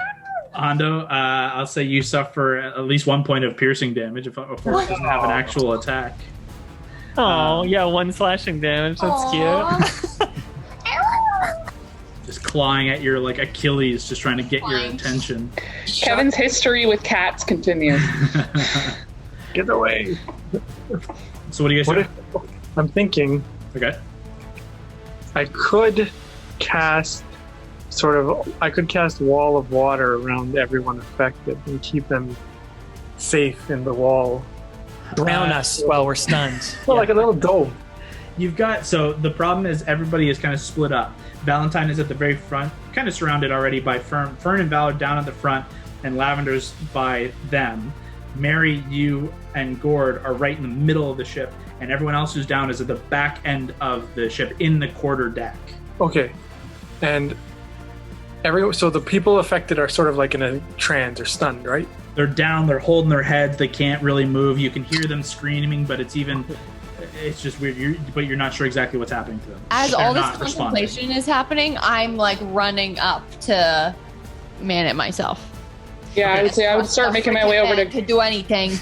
I'd start making my way over to Gambino to try to see what the fuck is going on. Okay, then I would like the 2 of you to make dexterity checks. Just a straight check. Straight check. What's this? 19. 19. Nice. The 2 of you expertly just like dexterous on your feet as the ship is kind of beginning to kind of tilt on its side. You kind of use a little bit of that light movement and almost feel yourself kind of lift off. And Lavender, you actually feel yourself, you're far quicker here than you ever have been before. And you actually begin flying past Mary, feeling like the intensity of the move. You can actually move at 50 speed right now. Your speed is 50 in the astral sea using your mind. Basically are flying at 50 speed. Cool. Holy shit, this is so cool. And you don't overtake Mary because she does have a lead on you and is pretty speedy herself. But you catch up to her very quickly as the 2 of you begin to kind of make your way up the sides of towards the quarterdeck. Alana is down on the one side, clutching her head. As the 2 of you reach Alana, what you have yet to really notice, and you're about to, the storm is not alone. There's something in the storm. And you just watch as this just tendrils of thought, energy, and darkness begin to strike down. One at Alana, one at Valentine, both with advantage. Oh, fuck. And one for Hondo up in the crow's nest. Against Valentine, that's a 20 to hit. Oh, yeah. Like, because I can't cast anything, right? You are currently stunned right now. And 30 to hit against Alana. Yep. Against Hondo, that's a natural 19, so a lot. They are all going to hit you, and I just need to look up if stunned is an auto crit, or no, it's not. It's just stunned. If paralyzed is auto crit. Right? Stunned. No, it just gives you advantage. Cool. As these just tentacles just strike down into you, you all are going to take.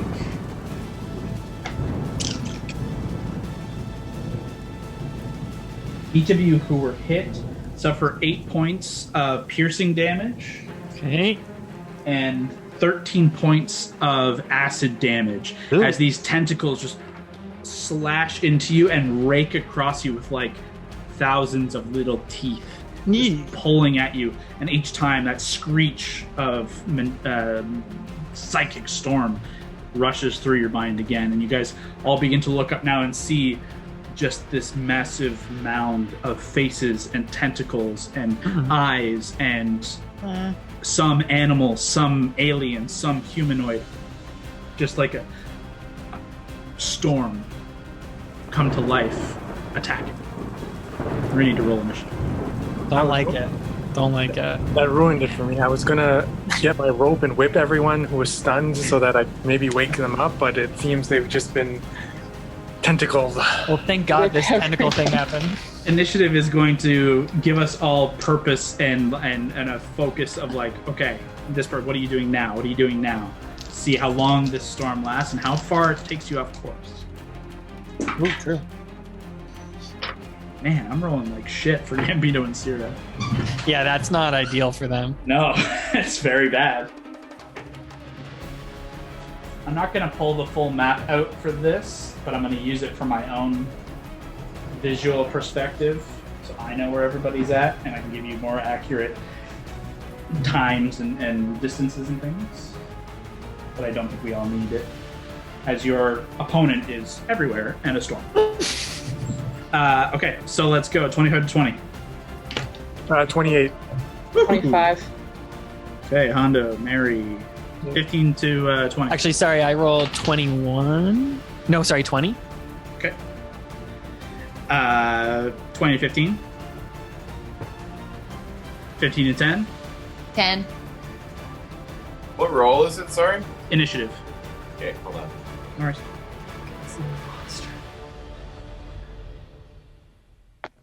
Got a 8. Oh, great. Jeez, guys, we're doing Allie, so what'd you good. get? 4. Okay. Well, you both beat Gambino and Sierra. I rolled the 2 for each of them. Oh my gosh. Yeah. So ends the wild cards Gord, with Allie, Gambino and Sierra. Gambino, Sierra. Okay. Honda, that gives you first initiative. At the top of the crow's nest, you are about 60, 70 feet up in the air. What are you doing? It's nice. I'm gonna do my wall of water. No. Where's the monster in relation to him? Everywhere? Yeah, it's like what It's am I a gonna block storm. off? Like, the storm is encompassing everything. Like, there's not a direct focus. This is less. I'll be frank. This is less of a kill the monster thing and a try and escape the thing. Yeah, this feels that way. He said escape just so you heard him, Honda. I don't know. I know. I'm just how we're on a ship. How are we gonna escape? No one is commanding the ship right now, so we gotta move the ship. The pilot Gambino is down and took the helm off. Okay. Orc is kicking So- your butt. For me to get to the controls of the ship, Yep. would that be an action or could that be like a bonus action? It'll take you 60 feet of movement to get straight shot there. You have the ability to dash and move pretty quickly. And you do actually move a little faster here by kind of this mental speed. So for anybody, your speed is 3 times your intelligence score. Not your bonus, your score. So if you have a 20, you have a 60-foot move here. So Honda, you actually move at 35 feet, kind of flying. However, the ship and the storm is all moving at the same time. So if you're held aloft and the ship takes a turn and moves, it might move without you. Okay, so if I get to the controls and then do an action with the controls, that's like a move and bonus type thing, right? That would be your bonus action to dash there and your action to attempt to do something with the controls. Okay, I'm going to do that. Okay. Hell yeah. You can get there, and as you basically leap over the side of the crow's nest and begin to kind of fly down breakneck speed and kind of swoop around where Alana is down and Mary and Lavender just kind of got to as you make this point. You dash through the door past them all. And you see Gambino is on the ground in front of this kind of curved back chair and this kind of weird like 3-part helmet that sits over that you've seen Raven more than Gambino wearing. And it's kind of connected to the chair, and then you see in front of them this kind of panel, this curved metallic panel with a bunch of crystals and slots and levers and things. What do you do? So I see all these levers. I'm gonna look for something that has to do with speed, like a throttle. Okay, go ahead and make an intelligence check. Okay. Because that will be the key. You want the need for speed, that's baby. pretty good. 16. Oh yeah. Plus your My intelligence. intelligence Just is straight check. intelligence is +1. If I'm looking at the right spot, yeah. Feels right. So with that check, the panel in front of you, you kind of understand that there is some functionality to it, though the language is not something you recognize. You can see like this would be a panel like you could use for accessing certain elements of the ship. Battle elements for sure. There is an element that looks like throttle, but as you rush over thinking speed, you move it and nothing happens. You move this element and nothing seems to engage. There seems to be like the panel has no energy. But with that check, the chair and the helm need a pilot. So I have to sit on the chair and put on the helm. I'll try it. Okay. That is actually, I'm going to say, it's your action to figure that out. So it'll be your next turn would be actively doing that. So, Okay. but you could call that out. Is that going to end your turn? Okay. Yeah, Mary.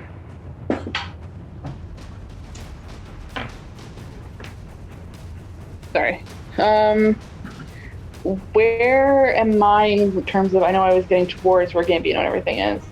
Yeah, you and Lav and Allie are right at the side of the helm. So you guys are 15 feet from Hondo and the chair and Gambino.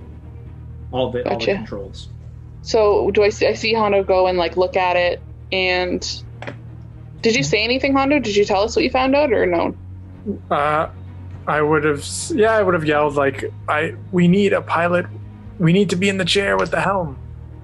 Good. Okay.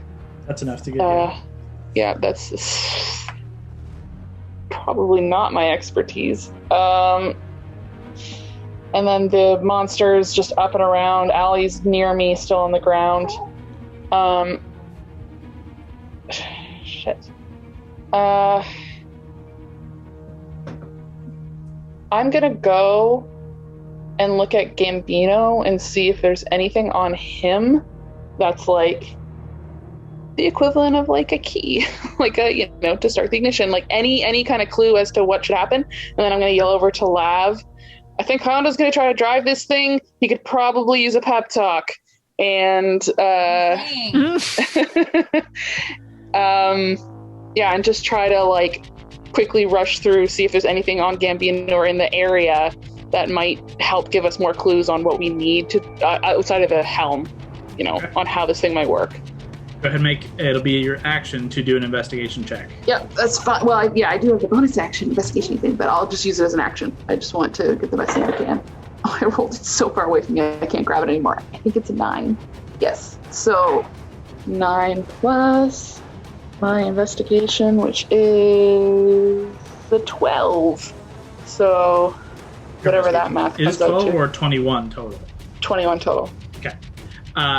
You see Gambino on the ground, and you just kind of forego any leniency. Just dive in and start sifting through his just pockets. shit. And, Sorry, man. We need to get the fuck out of here. Yeah.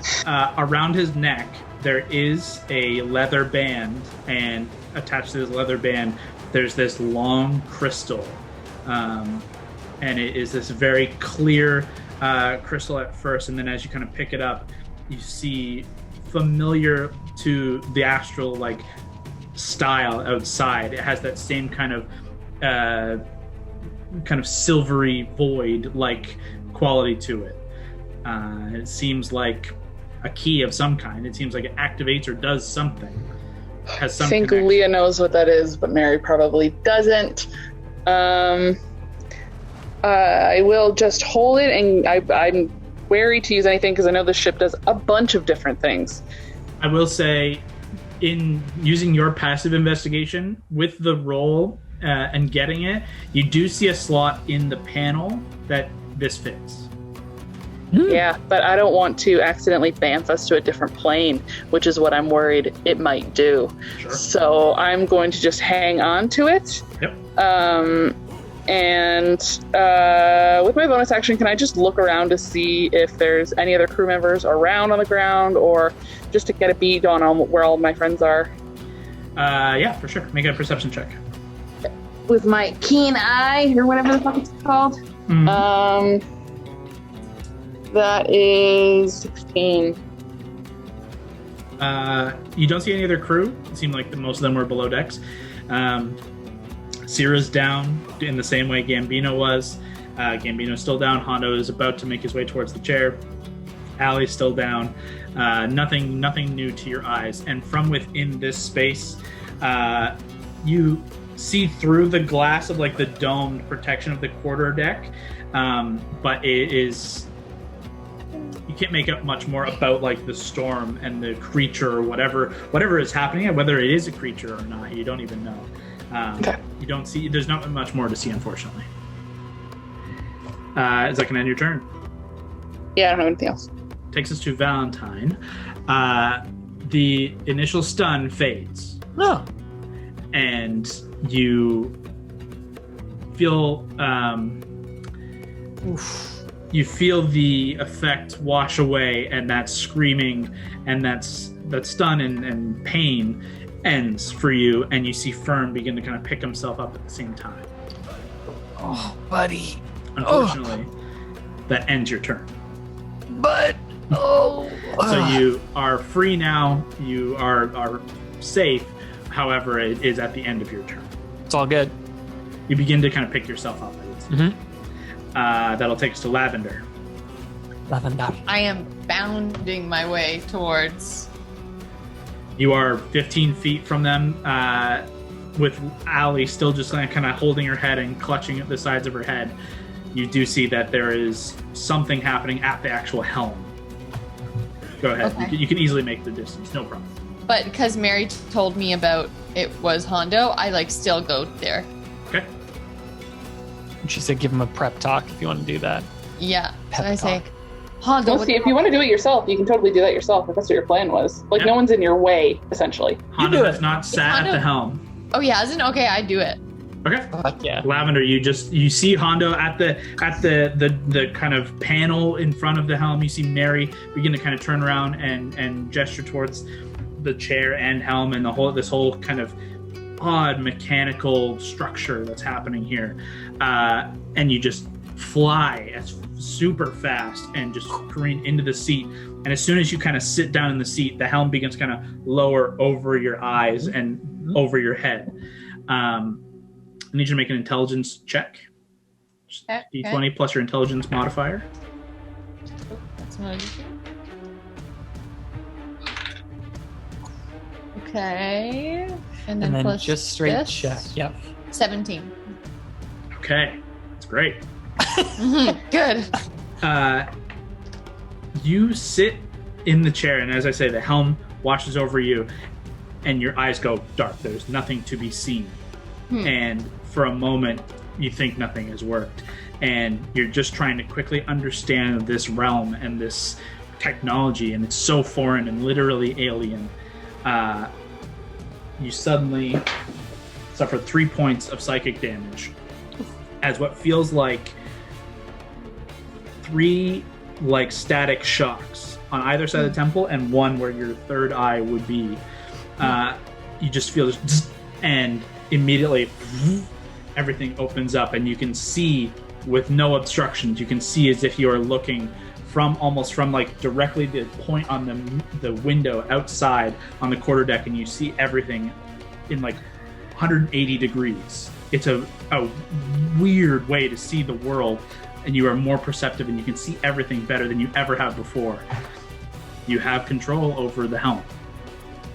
Amazing. So I start steering this ship away from the scary that thought scary monster guy. You simply think, and the ship begins to respond. Cool. It begins to kind of correct itself, and it begins to pull. I need you to make an intelligence check again. Actually, sorry, that is your action to connect to it. The next action on your next turn will be move away. Okay, so I'll have to roll next time to do that. Unfortunately, Okay. yeah, I forgot that you had to actively connect. So Yeah, that, no that worries. is your action. But you have control. All of you feel the ship begin to right itself, and you can almost feel and hear the hum of kind of energy returning to the ship. That will end Lavender's turn. Gord, is there anything you want to do? I make a perception check to figure out what is actually happening. Sure. Go ahead.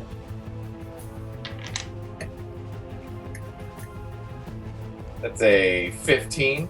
Okay. You look, and in all directions, you can just see the darkness of this storm is all-encompassing. And through the darkness, you can see the ship has been completely pulled and diverted. You're in a different space, though it looks very similar. It's not where you were before, mere moments ago. And this entity of this storm is preparing more like strikes to come down, and it's beginning to kind of shift towards the back of the ship, towards the stern. You watch as this the tentacles and this all these faces, everything begins to kind of move towards the back of the stern, leaving the midsection and all the way up to the bow more or less free of the immediate darkness, and you just watch the tentacles begin to kind of make their way down to aggressively move at the helm and the back of the ship.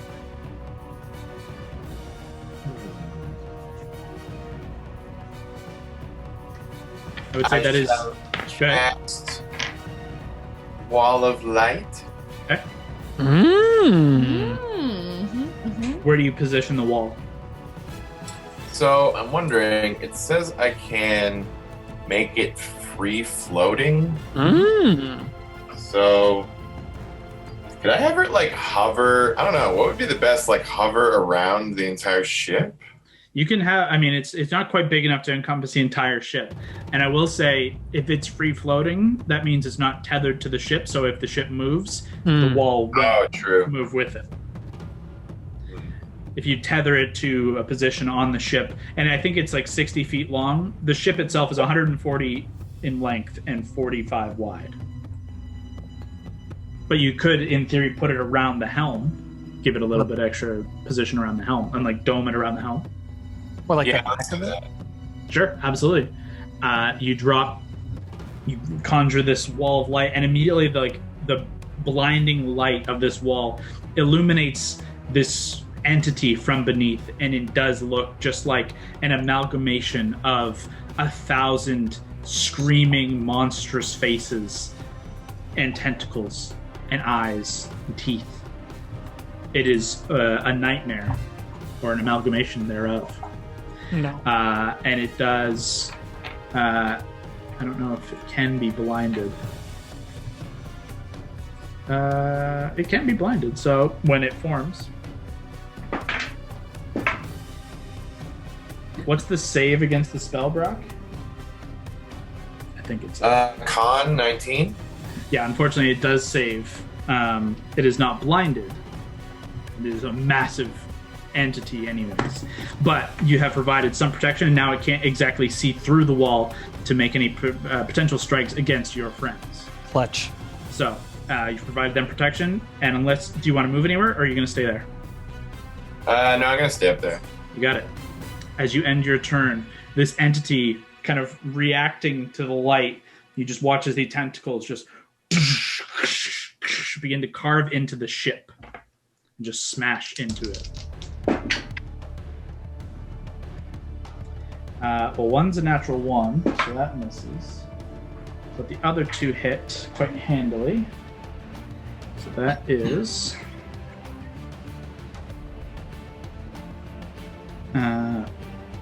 from you guys inside the helm, on the quarterdeck, you hear just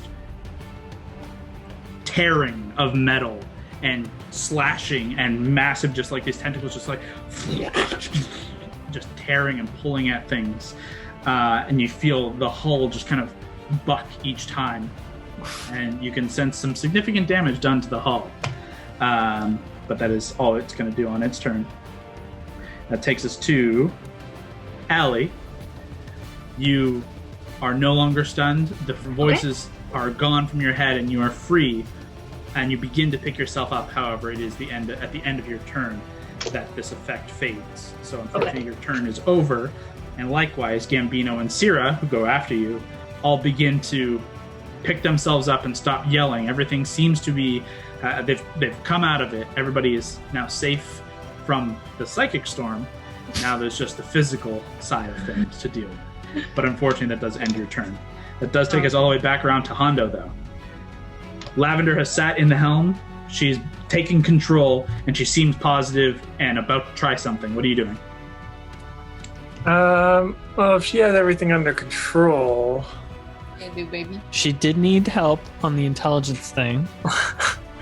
I don't know. Way of She helping doesn't her have with everything things. under control. But, as the captain, I'm supposed to help everyone. So That's fair. I will do help with the intelligence. Okay, you inspire. Is that what you're planning to do? Yep. Here? Okay. I would love to see how you inspire me. Yeah, Yeah, that's please. fair. Let me know how you inspire I'd Lavender like here. exclusive.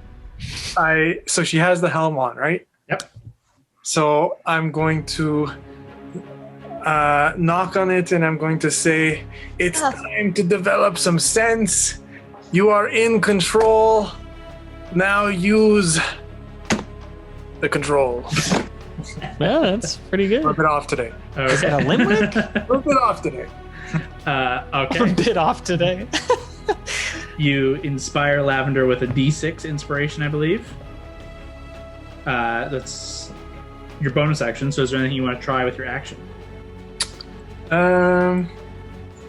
Is there anywhere that could use? Is there any? Because I through my last investigation check, I guess I might have seen. Is there anywhere that requires a co-pilot or like a second person, man, like a weapon station or anything like that?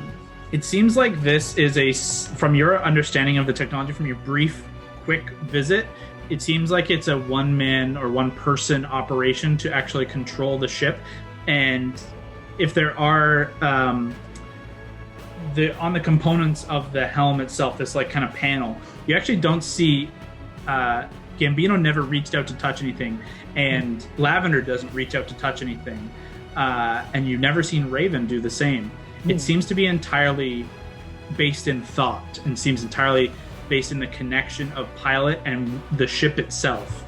However, there are things to work with on the actual panel, so it seems like there could be a position for a person to actively activate things at this helm. So in theory, yes, but as of right now, you're not sure exactly what each thing does. So you could try, but it could be bad. I'm gonna try. I want to see if there's a weapon I could use. Sure. You do see, using the investigation check you had before, there's a panel of about 5 crystals. You can see it almost like a scaling effect of crystals, and that all seem to it seems to grow in strength or power. It's like a rising system from 1 to 5, and there's like an activation looking like button. I'm gonna hit the 3rd button and activate. You got it. As Hondo, you just kind of swipe across, you highlight, and as you kind of move your hand across, you watch the crystals, and it begins to select, and you see 3 of the crystal levels begin to highlight. And as you hammer down, all of you, and Lavender, unfortunately, Lavender, you suffer 1 point of psychic damage, so not horrible. The sneeze of rage. Forces a sneeze out. In the helmet? The ship itself begins to kind of hum, and you guys watch as from the mouth of the ship at the far end, you guys are all on the quarterdeck, beneath Valentine and Fern, this just light, just a massive kind of silvery purple beam shoots out, and you watch as the storm around it just kind of dissipates before reclosing around it in the space where it burned away. Kev, go ahead and roll 6, 7, 8, 9, 10 d10 force damage. Okay. 1, 2, 3, 4, 5, 6, 7, 8, 9, 10. 4. Yep. All right. Okay. 59 points of force damage.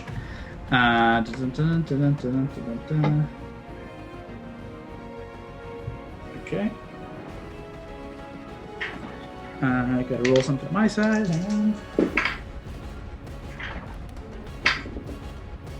Not too bad.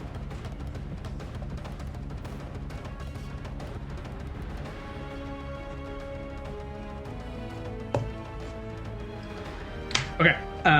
Yeah, you guys just see that just and as Hondo, your turn ends after activating this kinetic cannon, the ship itself begins to kind of a little lower. It seems to have used some of the power of the cores to activate this weapon.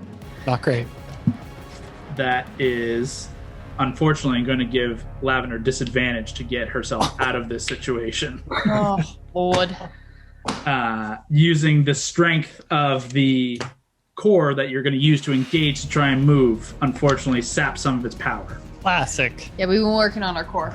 However, it seems like the storm was dealt some form of damage. That's good. So there is a small win there. With a trade-off. Deal a storm damage. That'll end Hondo's turn as you watch this fucking blast out. And Mary, where do you, Valentine on deck, hold that left? I am surrounded by a wall of light, right? It's on the outside of the quarterdeck, so it's not actively on you guys. It's no, but we can't see the. You can't see out the backside, but the storm is literally all around. Right. Okay. I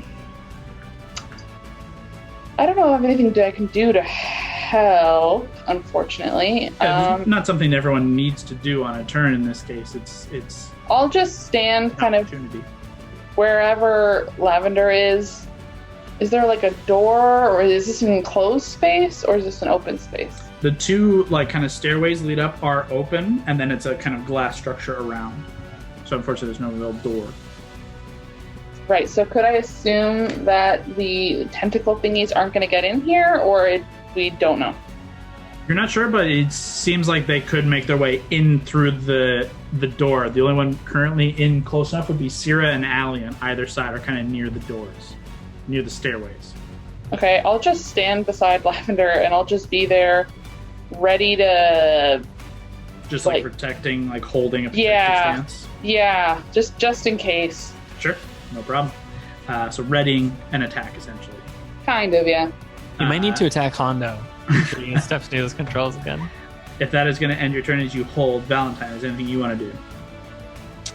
I think I'll just get up Can I see the space tentacly monster at the behind the ship, even though So I'm at the front? there's now a big wall that is kind of illuminating the back of the quarterdeck, but you can see the quarterdeck helm. You can still see the front of the glass, and behind that, now illuminated by light, you do see this massive creature that is like connected to the storm. It's all one entity, but this seems to be the manifestation of any physical part.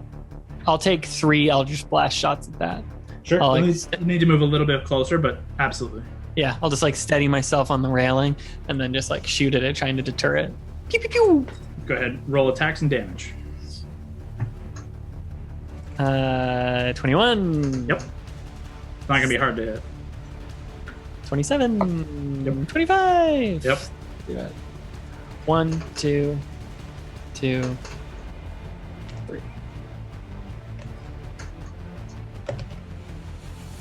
So 23 plus 14 is 37? 37 damage. Beauty. Okay. You watch as like each shot like kind of loses the color in the darkness of the storm, but where it does impact, you do see like a little puff, little blast. It's at least making impact. Great. Is that the end of your turn? Yeah, because I can't see Lav or anything, right? No, you're too far away. You're at the literally like 120 feet away, and she's up in a deck. Can I see Brawley at all? You could, with your passive perception, you could see that she's just at the top of the stairs on the left side. I'll just start trying to make my way towards her with Fern. Sure, easy enough. You guys begin making your way there. That ends Valentine and Lavender. Your intent to try and move the ship, slightly hindered by the usage of the power that you need to draw, and you feel suddenly connected to the ship, and you can feel the 2 humming cores of the ship, like 2 heartbeats, back and forth, and yet in unison. Okay, can I also use the inspiration? Absolutely. Okay. Unfortunately, you just have disadvantage on an intelligence check, but you can use inspiration on the lower of the 2 rolls. Can I also use, If you need it, that thing. if I need it, I am going to use Either would do it. Tides of Chaos. Yeah, just call it if you need it, but let's see what happens on the initial roll. Okay. So yeah, intelligence check, disadvantage. Here we go. So I roll 2? Yep. Take the lower. Okay. So intelligence. And then you can add a d6 if you want that inspiration. Oh, it's a d6? Sick. Yep. Okay, so I got 15. Okay, so it's contested against the storm. So it's not just a check, a DC. Against the storm. Can I bend luck for you? In a bad way? I don't know, can you? Is that what Ben Luck can do? When another creature you see makes an attack roll, an ability check, or saving throw, you can use your reaction, spend 2 sorcery points, 1d4 to apply a number rolled bonus or penalty. Absolutely. You have the best sight in the house of the storm. Whoa. Okay,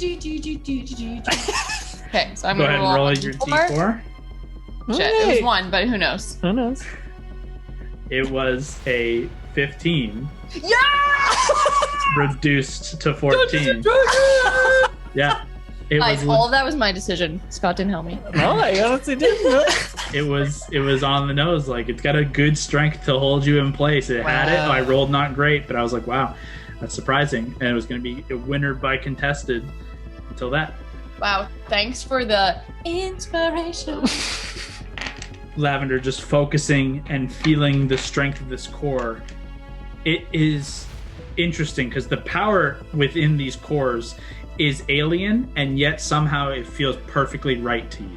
It somehow fits the way you understand magic, and it is through emotion, and it is through thought, and through dream and hope, and all together, all of that energy coalesces, and all of you feel the hum of the cores begin to rise, and the dreadnought begins to shoot out, and there's like a moment of contested strength as the dreadnought pulls out of the shadow and darkness. So great. Sick. Great moment.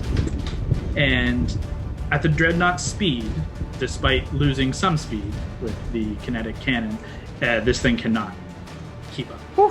I feel like in classic Scott form, this would make some really good fan art. Yeah, fan art. Send it at Hexplorers DnD on Twitter. Find us on all the platforms.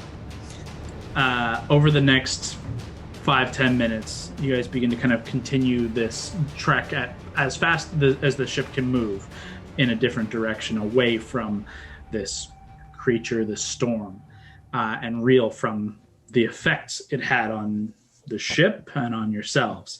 Gambino and Sierra begin to right themselves, and you all kind of connect all together in the helm. And you actually notice Gambino and Sierra checking in on each other, but they both look actually pretty impressed at Lavender being able to take the helm. He's flossing off camera, which you can imagine. Thankfully, Lavender is in a state of stasis in the game. There's a lot of celebrating going on behind this camera right now. But Gambino says, well, that's... I'll be honest, I'm quite impressed and shocked, in all honesty. I would have thought none of you fucking idiots would have been able to handle this. She's probably the only fucking idiot who could handle it, to be honest. You guys are safe for the evening as the next couple hours go by, and unless you choose to disengage, Gambino will let you continue piloting for the time being. Dope. However, he does make a point to... I was going to get to that, getting the crystal back from you, but you just hand it back. And he just takes it back with a little wink and a nod, tucks it back over his neck, and the sound of the crystal. There is a moment where Gambino kind of looks at the tattoo, this brand on his forearm. Says, fuck. We got thrown a fair ways off course. And kind of lost about half our day's travel, unfortunately. But what do you do? You guys did a good job getting us out of there. We're alive. We're alive. It's all, Can't complain about that. We got a half day in at least, so not too bad. And thankfully, for the most part, as long as someone's here to helm, we could travel through the night. If we can take shifts, we could make up some of this time. Is there any way we can help heal the ship? I just heard at one point that whenever that thing was, rock the shit out of it. I didn't catch that. I was in a fucking state. If any of you have any abilities to aid in fixing up mechanics and even just physically trying to hammer back some plate to give us a helm structure, we could certainly help use it. We have a woman who's good with a hammer, and we have a tinkerer. Just in the chat, Ali Strong. Absolutely. If you guys want to, anyone who has proficiency with tinker's tools, smith's tools, carpenter's tools, all of you can... Gambino actually begins to kind of lead you all down, with the exception of Lavender, who maintains control of the helm. What about tools, flute? Unfortunately, not going to help in this situation. Okay. But he does begin to bring you guys below decks. And for the most part, you see a large cargo hold in an area where people are sleeping. There is a closed office area and a closed other room that is either torture chamber or sleeping chamber. You're not sure. But he does lead you back on the lower deck towards the stern of the ship. And through a final back door, and you can see it's heavily a steel wall, a steel door and wall, different than the rest of the materials of this ship, kind of are blocked off at this back entrance as he kind of makes his way through, opens it up, and inside you can see immediately this wash of light kind of begins to kind of pour out, and he kind of gestures in and says, so I imagine this is where all the fucking damage was dealt. Entities of this place can sense the energy of these cores, and it's it's fucking drugs to them. So people are after them, and this is where they're going to focus their damage. And as you move inside, you do see damage done to the hull. You can see pieces of metal completely cracked in. And there's just a faint kind of crack in a line where you can see out into the silvery star sea beyond. Effectively, like, I did roll pretty high on some damage. It managed to puncture through, though it didn't cause any damage to the cores themselves. The hull needs a little bit of work. So if Allie and Mary both want to give me a d20 roll. Can I come for inspo support? Sure. Actually, he's going to approach you about something else. Okay. In a second. And Hondo, actually, he's going to talk to you in a second. But if Mary wants to give me a Tinker's Tools check, intelligence, and proficiency, plus d20. And Allie, if you want to give me d20 plus your strength plus proficiency, you guys can go ahead. I rolled a 15. Okay. Plus 5. And then what's our proficiency now? Where is that? I think you guys are at 5 now. Oh yeah, plus 5. Yeah, plus 5. So absolutely 25. And So Mary? 25. Nice. 17. 17 total. Okay. Yeah. Mary, with your assistance in like trying to figure out the best way to put the plates back on, to try and find the best avenues to do your best to give Allie the instructions so that Allie may go ahead and be strong and fix up the plates and hammer everything back into place. You guys spend the next probably 2 hours fixing up the hull and doing a significant repair job. Over the next 2 hours, you guys could get it back to pretty much full capacity.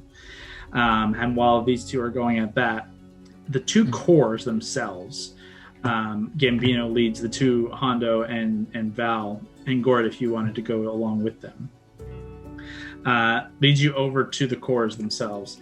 And they're kind of odd, but also kind of like weirdly entrancing. They are smooth-topped gems of pale pink and purple.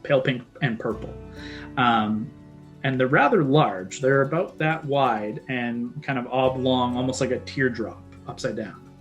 And both are kind of housed in metallic like structures, all holding them in this glass kind of over top. And you can see this energy is kind of spinning perpetually within. And Gambino looks at them and says, so, clearly, I overestimated the fact that Syrah and myself would be the only ones to have control over this ship. I shouldn't have. We're playing on the same team. And he kind of gives Valentine a nod and says, these are the astral cores that power the Dreadnought. They give us our flight capabilities. They give us the ability to jump. They can give us our pretty fucking strong weapons if we need them. However, it takes a lot out of them to do the things we do, but we can put some back. If any of you have any, and I know, looking at the three of you, I know you do, have some magic, you can, lack of a better word, you can heal the cores with a little bit of energy, a little bit of magic. Right now, I think we'll be fine. They should sustain a little bit of recuperation, provided we don't encounter anything else overnight. But in the event that we are down, could help. And you just try and release your arcane magic into it? It's pretty much simple as that? Whatever you got, if you focus on it, it'll take it. Okay. It'll go. You'll see. There's a pretty obvious response. And depending on the strength of what you're putting in there could be a little bit of kickback, but nothing you can't handle. Okay. That sounds good. You don't think it needs any now? If you want to give it some juice, it'll get us going more consistently, and especially if we're going to be trading shifts and making our way through the night, it'll just keep us going longer. I'll put a third into it. Okay. As you focus on no spell in particular, but just your essence and your magic. You put your hand forward and you do kind of expel the energy, and immediately you can see it kind of coalesce into these kind of almost like the astral sea itself, this like dust of silver and fine particulate that just immediately just absorbs into the spiraling core, and it does spin up, and there's two of them, and one of them's spinning a little faster than the other now. But it seems to have taken on and done a little bit of, give it a little bit of extra juice. Appreciate you telling us this. I think this will be easier if we all know how to stay afloat. Well, that was my thought anyways. One last thing about these cores, and this is why I was telling old Brew Balls over there not to touch them.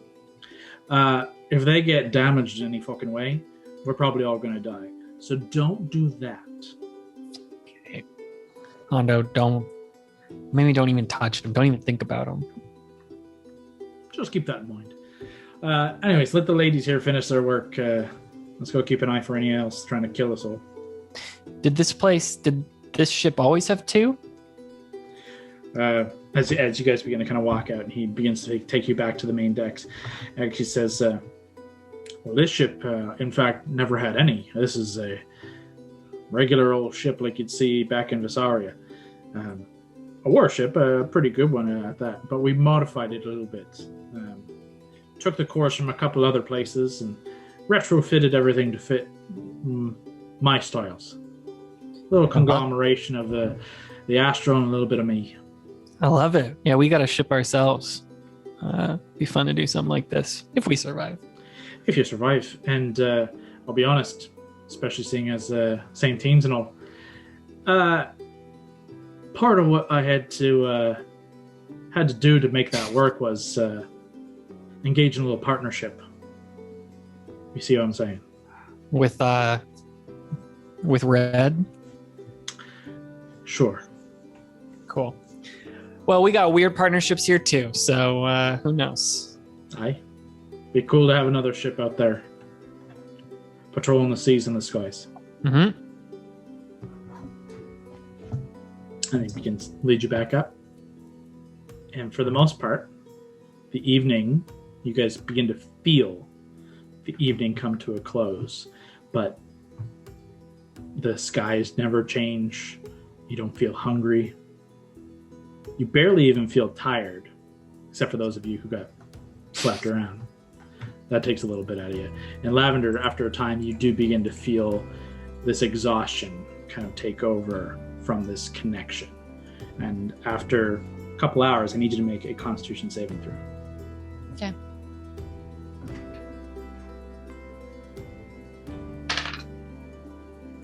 Um, 19. Okay. I don't have to keep driving this thing though, right? He said he'd take it back over. Yeah. But the amount it takes out of you, and from going from 0 to 100 into it, is a little bit of a drain. But he switches out with you whenever it is you wish, and it's easy enough to disengage the connection when you do want to. But yeah, so one night, one travel day down, one encounter had. Another day on the horizon. Who wants to roll a d12? Can we heal in the meantime? Can we long rest? Oh yeah. You long rest. Long rest. Who did it last time? Mary, you choose who makes the roll.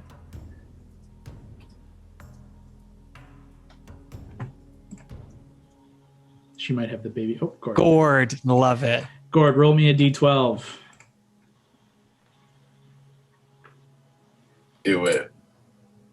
Come on, baby. Okay. Who knows? Could be good. Who knows? Can I use luck? We don't know what it What does. is it? We have no idea what it does. I would save it. A 1. Is on a d12 or a d20? That could be good or bad. On the D12. Okay. You can. I guess. Yeah. If you want to burn a luck, I'll let you do it.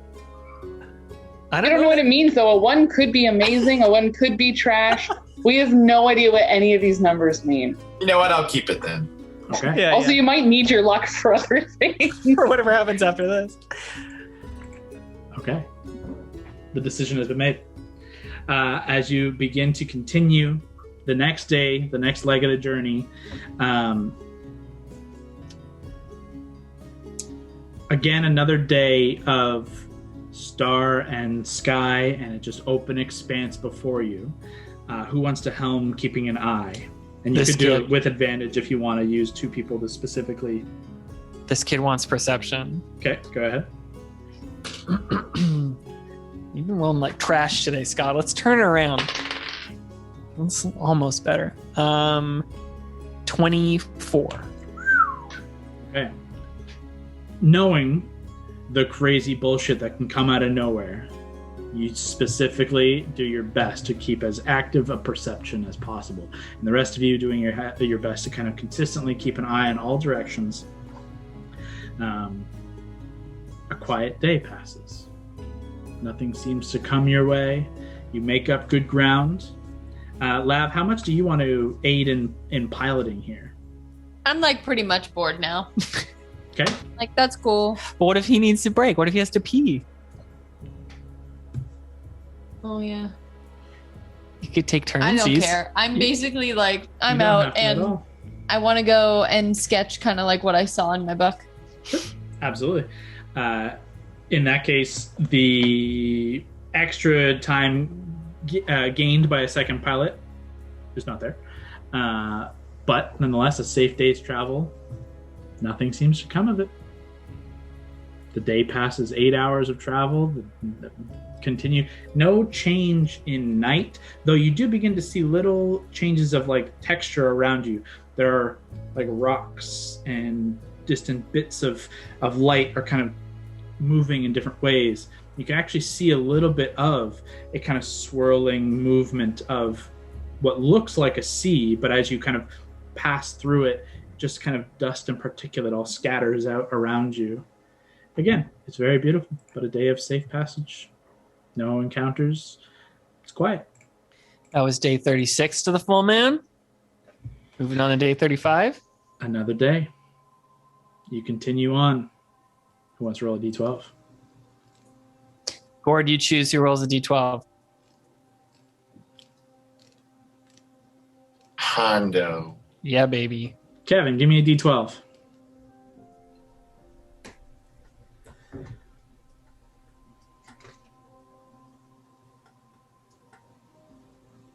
No, That's d12. D12. Oh, whoops. That was a good d20 roll. That was a pretty good d20 roll. Okay. Okay. 4.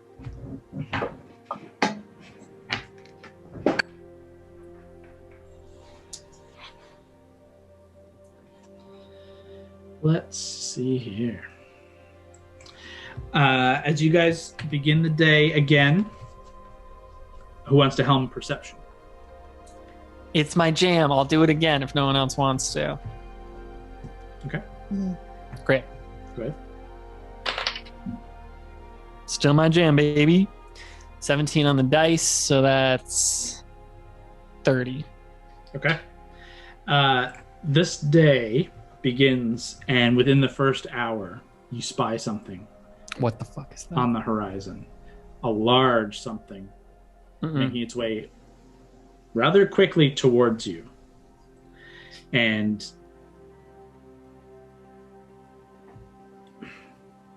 it looks small at first, but within a few minutes, it begins to grow immense. Immediately tell everyone. Thing coming in. It's massive. Small on the horizon, but it's coming in now. Someone tell Gambino quick. What do you guys do? Whoever is on the ground near Gambino, tell them. Yeah, I can pass the message on. Sure. Rushing up into the helm, you quickly issue the message to Gambino, and all of you begin to feel the dreadnought begin to kind of lift off into one direction and begins to move in a different direction. And Val, you watch, keeping your eyes on this thing as it grows larger and larger and larger. It kind of turns and begins to kind of match your direction and your pace. And then it turns back another way. As you're just about to kick that message off, it lazily begins to kind of turn away, but still in your direction. The ship begins to kind of grow and move up and over, and you watch as what looks like a massive whale, the size of your ship, just kind of tail slowly kicking up in the black of ocean, just immense. 12 eyes across its form. Huge flippers the size of masts and sails. Quickly races up towards the side of the boat as it begins to kind of lift off, but just kind of drifts by unconcerned.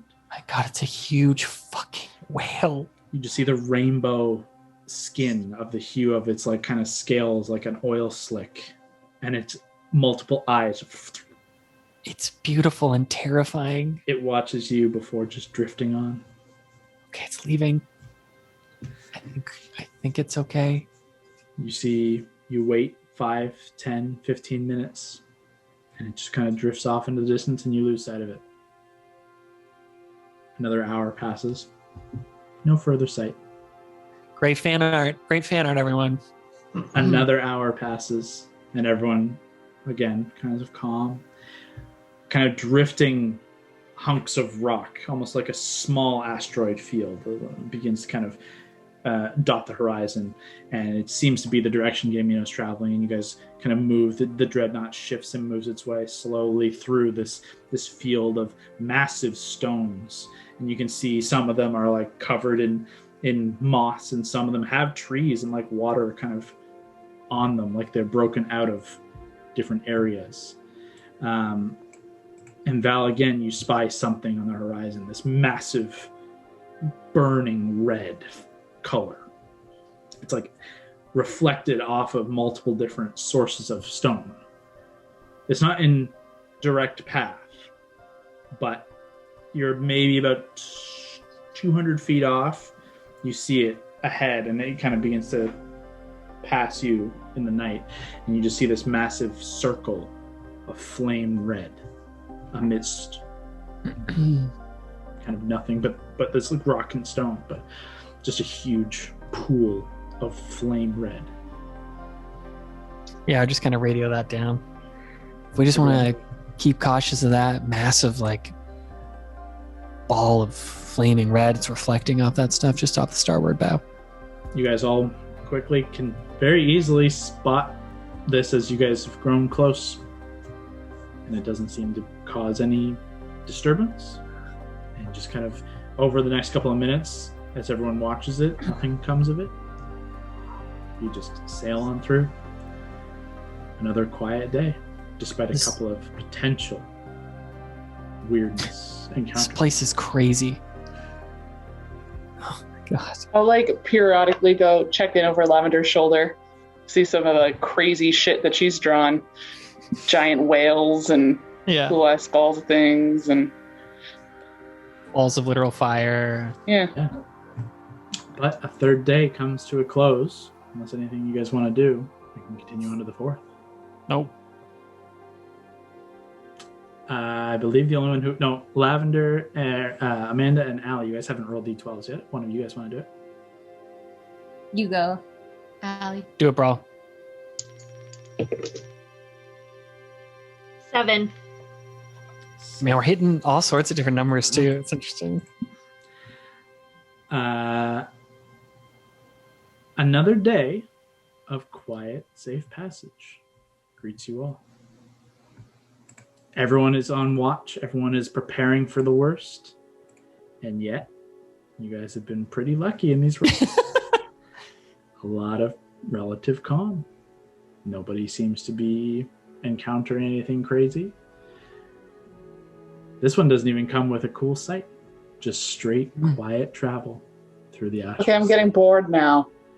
I would like this place was really scary, and now it's just a lot of nothing. Hey, let's not tempt the fates. But maybe Lavender, we're losing a lot of days here. We're at 34 days till the full moon. Maybe do you want to drive during the night? Help out here? Why don't you drive? I don't think I could. Like, you already know how to do it. That's true. I am very skilled at that. Okay, I'll take it as long as you take the safety off and I'm allowed to go as fast as I want. You'd have to talk to G Talking about to that. Gambino, or are you talking to Val? I'm talking to Gambino at that. He says, hey, if you want to kind of let her loose, you can. Just keep in mind, it's a resource that once gone, we're fucked. unless you guys want to start pumping some of your magics into it, and we could start making up a little bit of extra ground and a little extra speed, but we encounter something we can't get out. That's true. Risk reward. I'm not against it. I'm here for the risk. Yeah, you want to go fast and maybe chuck a 7th level spell into it. Go fast. It's like putting what's it called? Yeah. A little nos into it. Putting nos into a car. Absolutely.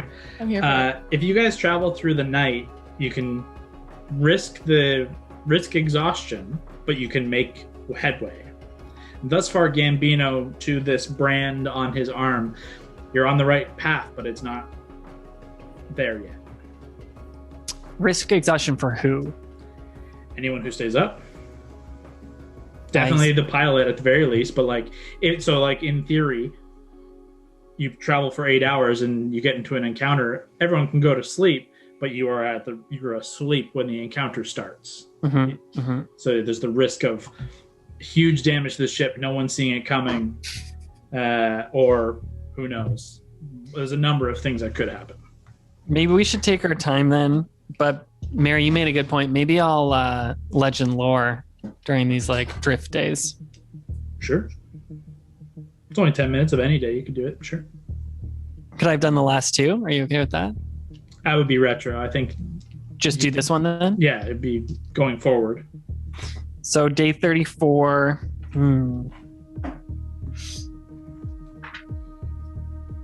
Maybe I'll do a legend lore on Mordenkainen. That's not too out of the ordinary. Sure. You can do Mordenkainen. There's a lot about Mordenkainen, so I'm going to give you just a quick breakdown. But Mordenkainen, in my world specifically, to anyone who's watching this and is about to shit on me, Mordenkainen was a champion of Mystra, and Mystra kind of connected to Azuth being the god of magic, the god of wizards, lost his divinity and was killed in the Dawn War, and ultimately Mystra kind of collected the divinity, the rest of his not his divinity, but his magic, and kind of took the helm. As some theorize she was his daughter, some theorize a lover, some connection there, but never any obvious clarification. But he was the chosen wizard, magic wielder of the entire world. He was the leader of the Circle of 8, and in part connection with the Platinum Sanctuary and the Dragon Guard and the Circle of 8. Mordenkainen seems to pop up in a lot of tales across the plains. And for a human, seems to have lived through several ages. Some mention him as a master of time, as well as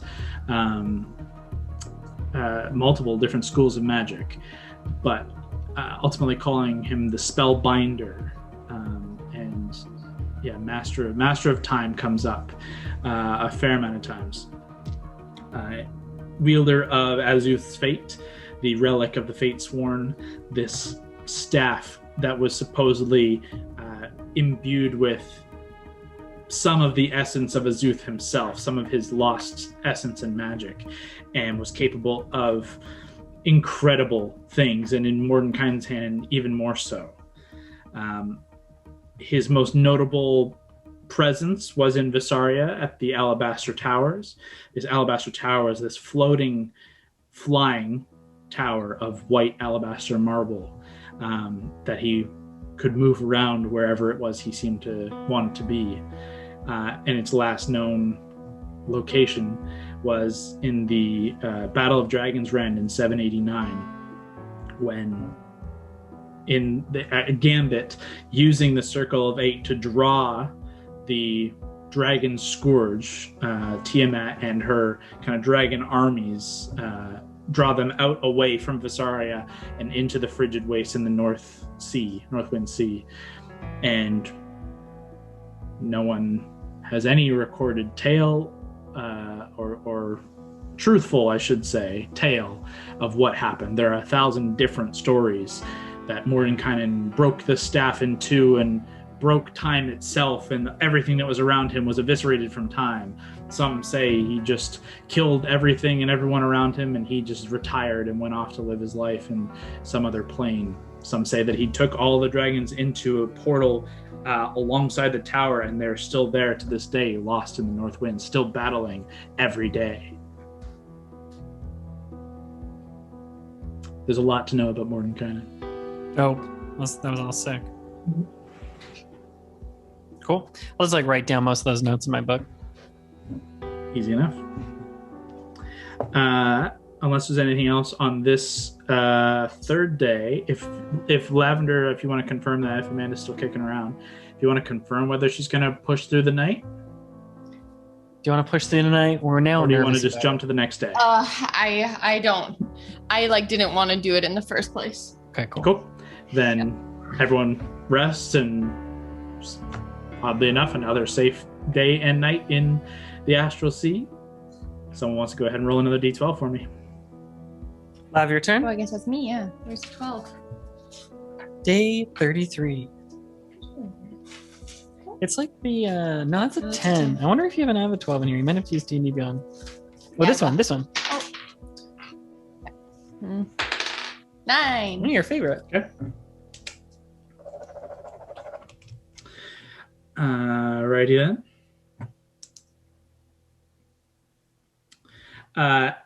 Who wants to helm perception this day? I still like doing it. You guys cool with that? Mm-hmm. Ooh, my worst one. 15. Okay. As you guys are this second day making your way through the Astral Sea, it's quiet. It is a long 7-8 hours of relative quiet, peace, and you're, to Mary's point, starting to grow a little questioning, what's so dangerous about this place? It doesn't seem so bad. Is there anything you guys want to do in legend lores and I want a legend lore Carval. Okay.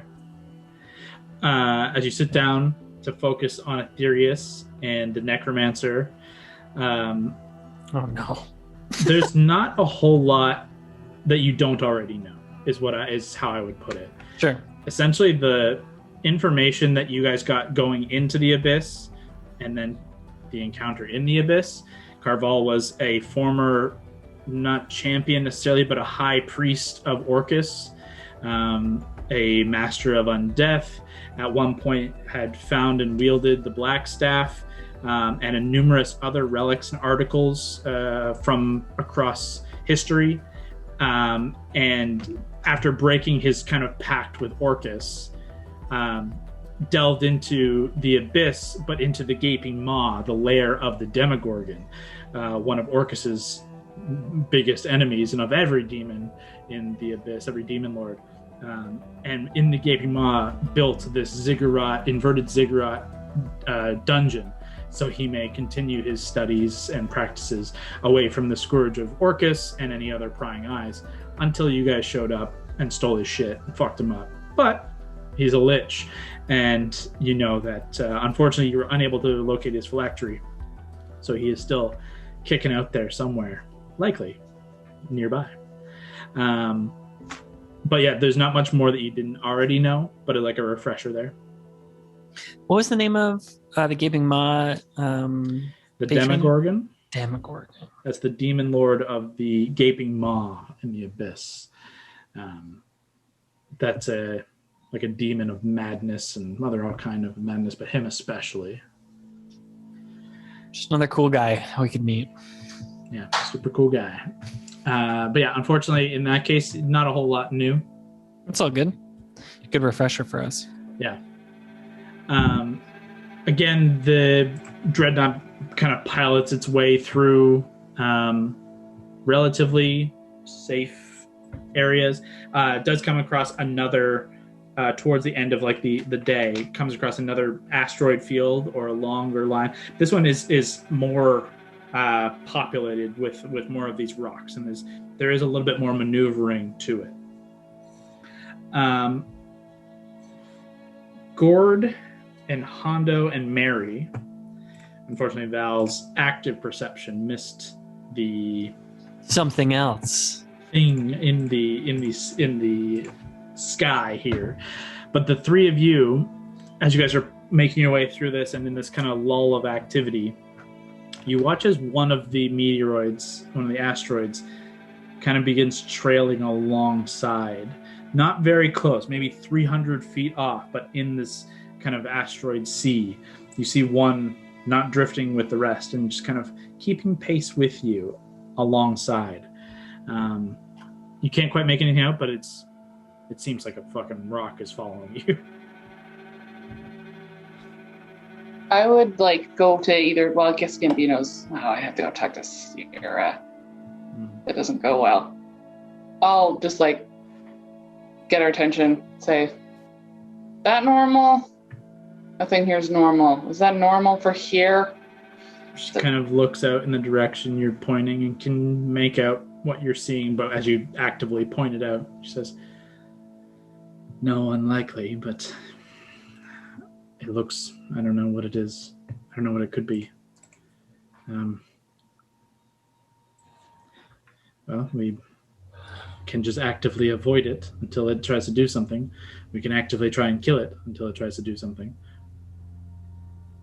For now, I'll just try to keep a beat on it, just so until something happens. I don't know. Yeah. I'll point it out to anyone else too around, just so everyone's aware of it. But sure. I don't know what it is. And none of us have a spyglass or anything, right? There would be. That in Hondo and Gord would probably have one, but on the ship there are spyglasses. Just to try to get a better look at it. Sure, make a perception check. Okay. Can someone roll for me? I don't have a free hand. I'll do it. I got it. Okay. Make Nate roll. Put in his little hand. 11 on the die. And Mary's perception. It's a good. 6 or something. 6, so 17. As you pull the spyglass out, as everyone is trying to kind of focus on it, it kind of passes through some of the rock, and it is keeping its distance. And you lose sight of exactly which one it is. And looking around, they all kind of look the same. It kind of just looks like amorphous, jumbly rock. Okay. And unfortunately, yeah, even as you were trying to keep your focus on it, everyone starts to lose sight of it amongst the shifting rocks. Okay. As long as it's not really a giant mollusk or something. Could be. Soon. Could be. We'll see. Are you sure you saw something, Mary? You're not just too bored? I mean, it looks like something. I don't know. Hopefully whatever it is just got bored of us. All right. You keep extra special attention on the last place you saw it, just kind of looking. Yeah. You guys try and keep your eyes trained, and over the next 10, 15 minutes, see no sign of it. It's starting to get late in your adventuring day, but this has you all kind of on edge a little bit. How far away is that asteroid field? You guys are passing through it. Okay, cool. I had a thought. Who is speedy in floatiness, and is it a barnacle that attached itself to the ship? Was your question, who is speedy? Who can think going fast? Lavender is Kyle your was saying. fastest thinker. She has a speed of 50 in the Astral Sea, while the rest of you, Val and Mary, you guys have 40. Alana has 30. Gord and Hondo both have 35. Okay, I have a... Can you move normal flight speed? Could Fern still move fast? Fern can still fly at Fern speed. So, yeah, you guys can be on regular flight speeds. For perspective, the Dreadnought is moving 40 feet per round. So, at least as long as you can move 40 or more, you can keep pace. Okay. What's your idea? I was thinking, astronaut it, get a couple people holding ropes or something, and a couple people, flying around attached to those ropes just in case, to try to just inspect the outside of the bottom of the ship to make sure this thing didn't attach itself to us somewhere. It's maybe overkill, but we have literally nothing else to do. I don't mind that. I can use Fern and we can check it out. Okay. So who's going to check out the hull? Fern and I can go Fern and Val? 80. So why don't we just check it out? Okay. Go ahead and make a perception. No, this I guess it would be investigation. You're actively investigating the bottom of the ship. Let's see. This dice today just doesn't like me. 13. Okay. You and Fern kind of hop up on Fern and begin to kind of fly up. And it's weird. The both of you feeling light and both of you feel kind of like weirdly loose in the feeling kind of zero gravity-ish air. And the dreadnought continues forward as planned. And with your speed, you can make your way around and keep pace. And you kind of begin to swoop low and are like looking at the side along the starboard side, and then kind of get low, and you get right all along the bottom of I don't know what the very bottom part of a ship is called, but the bottom of the hull, the base of the hull. Yep. And you kind of begin to make your way around the what was the other side? What did I say? Port? Left. The other one? Yep. The other one.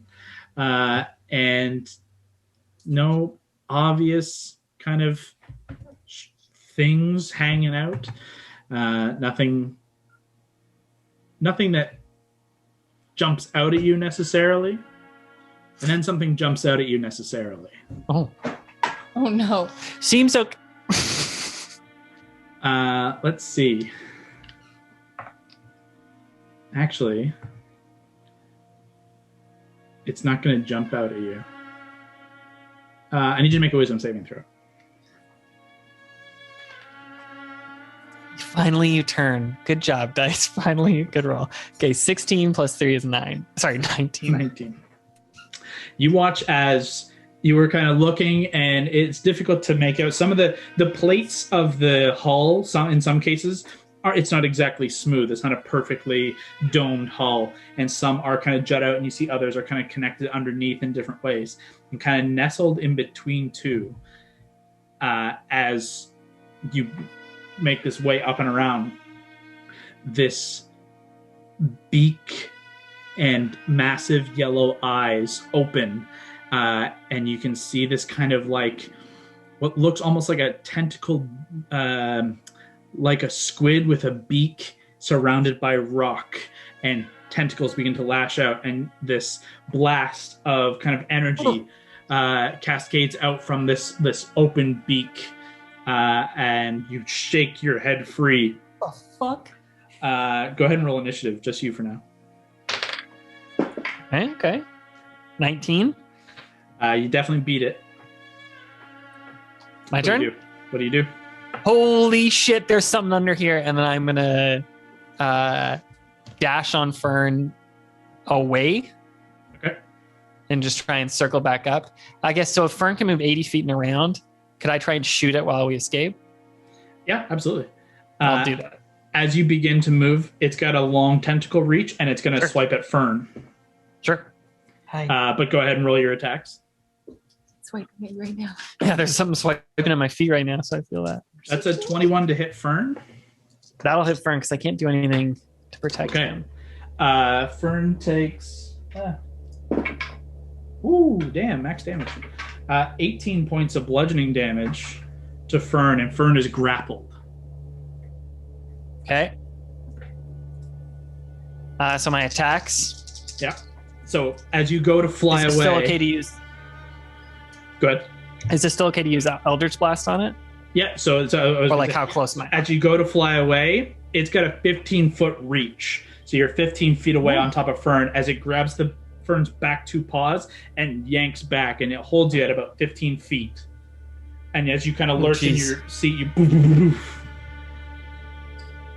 Go ahead and roll your attack. Okay, sir. I'll roll those. Lowest is 4 plus 10 is 14, I think. That's a miss. And then it was 19 and 26. Okay, both those hit. Okay.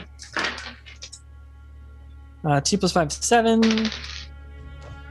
7 and 8, so that's 15. 15 total? Yep. Okay. Shit. Okay, that is going to end your turn unless you want to do anything else with the bonus. As you see it just get hit 3 times, and you watch as this larger structure begins kind of like shift and move along the edge of the hull. Now that you visibly see it, kind of like sitting out like a barnacle. That's a very good description. Apt thing to say. Yeah, but with tentacles.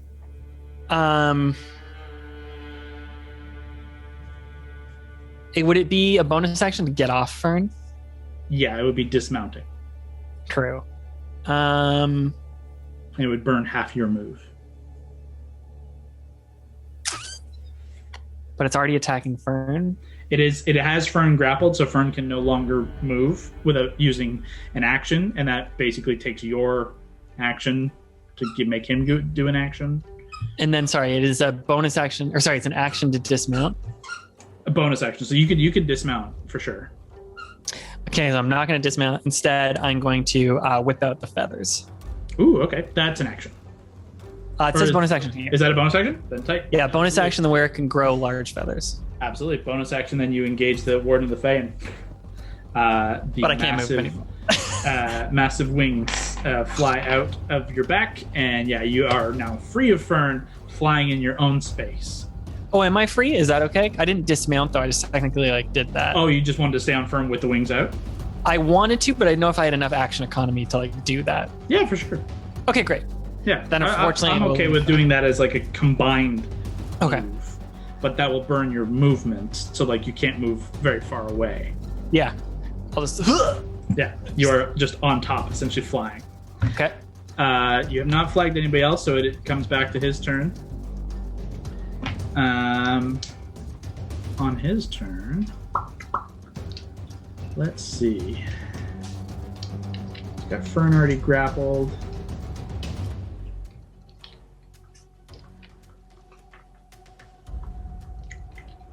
He resisted that pretty well. Yeah. With the two of you there, yeah, he's going to let that loose. Go ahead and make a dexterity save for both of you. 2? Yeah, so Fern and yourself. Okay, me. Fern. So me is dex save 20, and Fern is not good. Fern is dex save 10. Okay, well, Fern fails. You succeed. Let's see. Fern probably had disadvantage too or something. I think so. I couldn't remember exactly how it worked. Let's see. Fern takes 42 points of lightning damage. He's down. He's gone. He's Fern, cursed. just you see this through the tentacle, and it just bursts Fern into a scattering of Fey energy and lightning, and the lightning flies out towards you, and you get hit, managing to kind of turn a little bit out of the worst of it so it doesn't hit you directly square in the heart, but it catches you in the side and some of your wing. You take 21 points of lightning damage. Okay. Oh, motherfucker.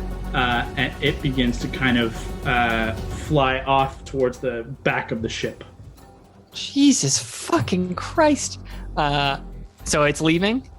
It's at least moving to a different part of the ship. It can't move far enough away to fully disengage. It's almost right at the back end. It's almost right at the cusp of the back of the ship. How far is it from me now? From you, it would be 15 and 60, so 75 feet. Okay. I think I will just try and hit it 3 more times. Okay. Eldritch Blast, because I got 120 feet there. Mm-hmm. Is it a free action to radio people? Action. Okay. Basically, I'm going to try and hit it, and then I'm going to try and fly up to the deck. Yeah, you'd have enough flight speed to get up. 3 rolls. Lowest is 16.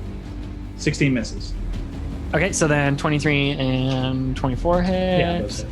And then this is 3 and 5 is 8. And then 21. 21 total. 21 total, you got it. Okay.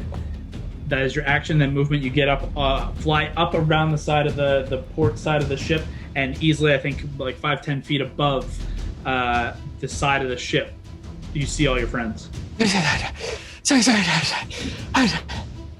I think that's everybody is now aware. Something is down there. Well, I can't actually say anything. I can just frantically point. I mean, you can still use, like, you can talk with as a free action. You just can't activate an earring with Gotcha. spell. Scary thing. Fur dead. Scary barnacle. Mary, trick me. Fear. That is going to end your turn. Everyone can now roll initiative. But let's take a quick break, and we'll come back, finish this, and probably finish the night. Hope you're enjoying this week's episode. If you like what we're doing here, check out the other videos on our YouTube channel, including D&D tips, discussions, recaps, character interviews, and more. You can find us on Twitter, Instagram, and TikTok at Hexplorers DnD, or join us in the live chat when new episodes premiere on YouTube each Tuesday evening at 8 p.m. Eastern Time. Thanks for watching. Now back to the episode.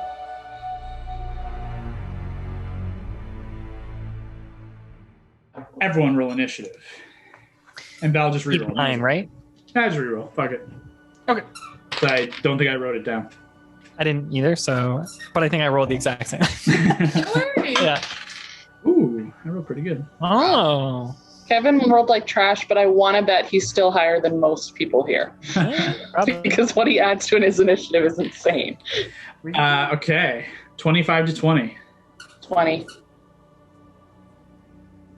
20 to 15. 19. Ooh. This one. 15 to 10. 14. 13. Okay. And Gordla, what do you got? 7. Lucky 13. Ooh. And I also rolled like dog shit for Sierra and Gambino. But Gambino is basically maintaining helm of the ship, so he is not in combat necessarily. He is the ship's maneuverability and stuff like that. So I should also point out too, like there are things in this case it may not be super beneficial, but like there are like ballistas and weapons on the ship itself. If any of you wanted to try any of those, there are a couple of actual weapons that the ship itself has. In this case, you're never going to get a good enough angle if it's too close already. So most of those weapons aren't going to help, but in future endeavors, just something to keep in mind if you ever want to ask anything like that. Let me know. But as we kick off, Mary, top of the round, hit it. You are here. Yep. In this spot here. Val, you're flying up on this little raised spot here. Mm-hmm. I just have Hondo, Gord, Ali, Lav. You're all just kind of scattered about there. And Sierra's up in the quarterdeck with Gambino. Okay, I'm going to try to get myself somewhat centered on the ship. Just pulling back like towards the mast. Like, literally just like north or south for you. I can't remember where you're standing, but like in the middle of the width-wise. Okay. It doesn't need to be in the middle lengthwise, just in the middle width-wise. Does that make sense? Yeah, 5, 10, 15 puts you sure. pretty much Close in the enough. middle. Yep. I just want to get in a place where, when I see it, I'll just have arrows ready. Okay. And I'm just on a pivot somewhere in the middle where no one's going to be in my way. If I can stand somewhere, I know I'm right beside somebody. Where I could potentially... where I could potentially get a shot where I'm not going to hit somebody. Okay. You're holding your attack action. And I'll use my bonus action to try to see if I see any sign of it, which, like, probably not at this point, but I have nothing else to use my bonus action. You can use your bonus, but yeah, there is no sight lines obvious of it right now, unfortunately. Yeah, that's fine. Even with a check, sorry. There's nothing, no, it's fine. There's, like, nothing else, because you can't hold your bonus, right? So. No, that's absolutely right. Okay, then Mary holds her attack. Val, you're up. I will, after alerting them, fly back out like 20 feet and just try and get a look at this thing, see if I can see it again. Okay, go ahead and make a perception check.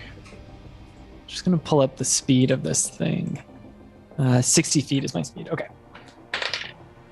Really, like, almost the best you can do. 19 plus 13 is 34. You just see as you fly out, we'll say, just 15 feet out to get a better look at the ship as a whole. You do see down at this corner, it could just kind of tucks underneath here, and it's just curling around this way. So your last sight would have been this point here, curling over here, just underneath this point here. But you no longer have visual of it. 19 plus 13 is 32, not 34, just for everyone keeping track at home. And then I will just say, sorry, I was just thinking about how dumb I was at math. Did I see it move around there, or that's the last I saw it move? You just saw with that, I'll give you the fact that you see a tentacle just kind of making its way just around this way. I'll say, he's at the back of the boat! And then I'll start trying to fly over that way. So 60 fly? Yes. So 15, 20, 25, 30, 35, 40, 45, 50, 55, 60 puts you there. Perfect. Anything for a bonus?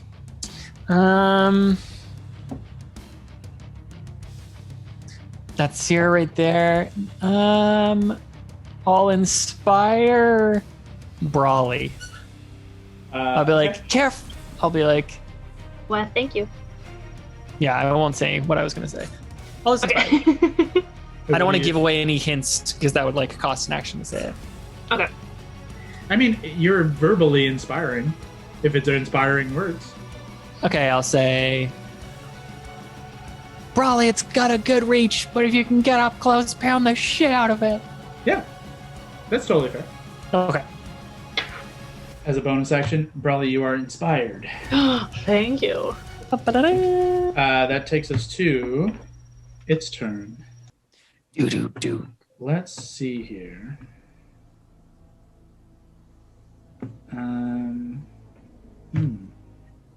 Where did creepy beak boy go? Where indeed? Or beak girl?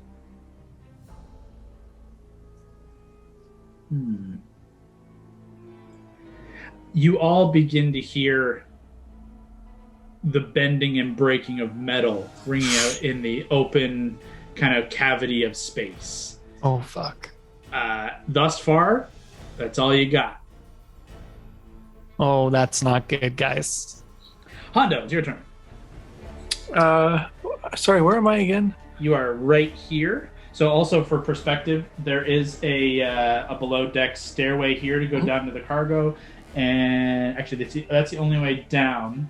And then the mast is here. So if you wanted to be up on the mast, like this spot goes up like 60, 70 feet. We know that is the core beneath the dome, like at the rear? The core is basically 30 feet below this point right here. Oh boy. So seems to be the direction that thing was going. Hondo saves the core. I mean, what? Am I going to go to the core and just wait for him to come? Well, we heard the bursting of metal. Like it was probably bursting from the outside. That's true. Okay, I'll go investigate the core. Why not? That'll take a couple of rounds. It's 2 decks down. You do you. I don't want to tell you what to do. Yeah. I'll go to the first deck at least, then down. Okay. 5, 10, 15, 20, 25, 30, 35. What's your speed, sorry? 30? Just straight 30? 35, was it? Let me check. Yeah, if you fly, you can move 35. Where would I find my speed, by the way? Should be on the top by your like AC and initiative and stuff. Oh, 30 feet. 30 feet. So yeah, if you're running, you can go 30, but in the astral, you can kind of fly with like just your mind powers of the astral, and you can technically move 35 flying.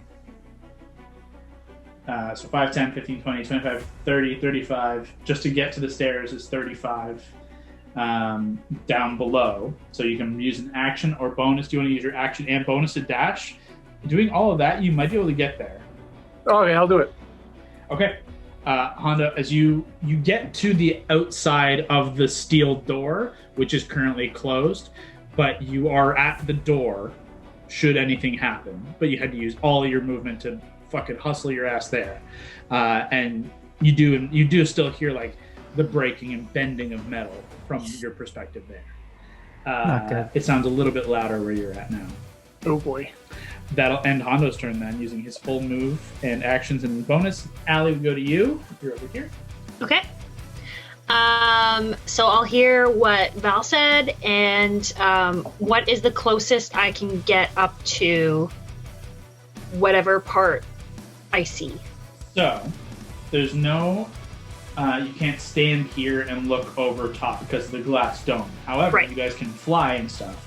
So, You could, in theory, fly up and over and down. You can go around this way and kind of fly around outside into space here.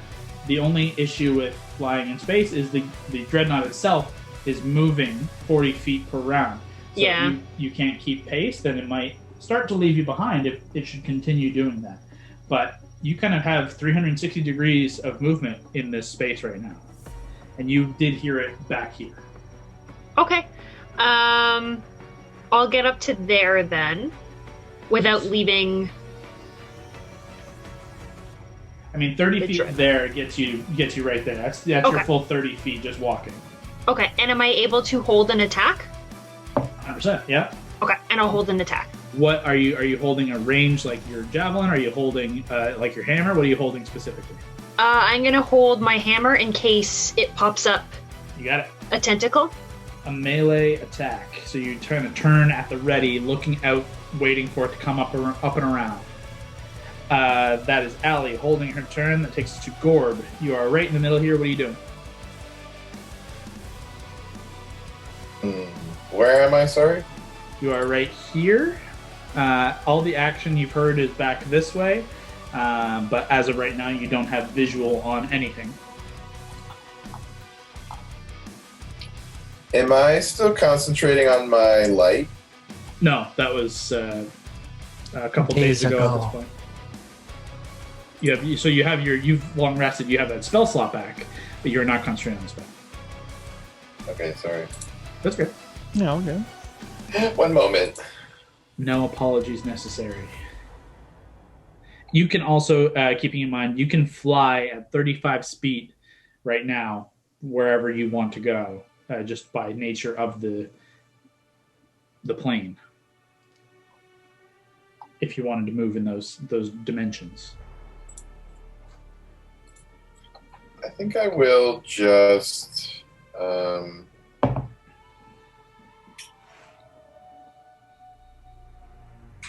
become the Herald of Death. Ooh, okay. Not bad.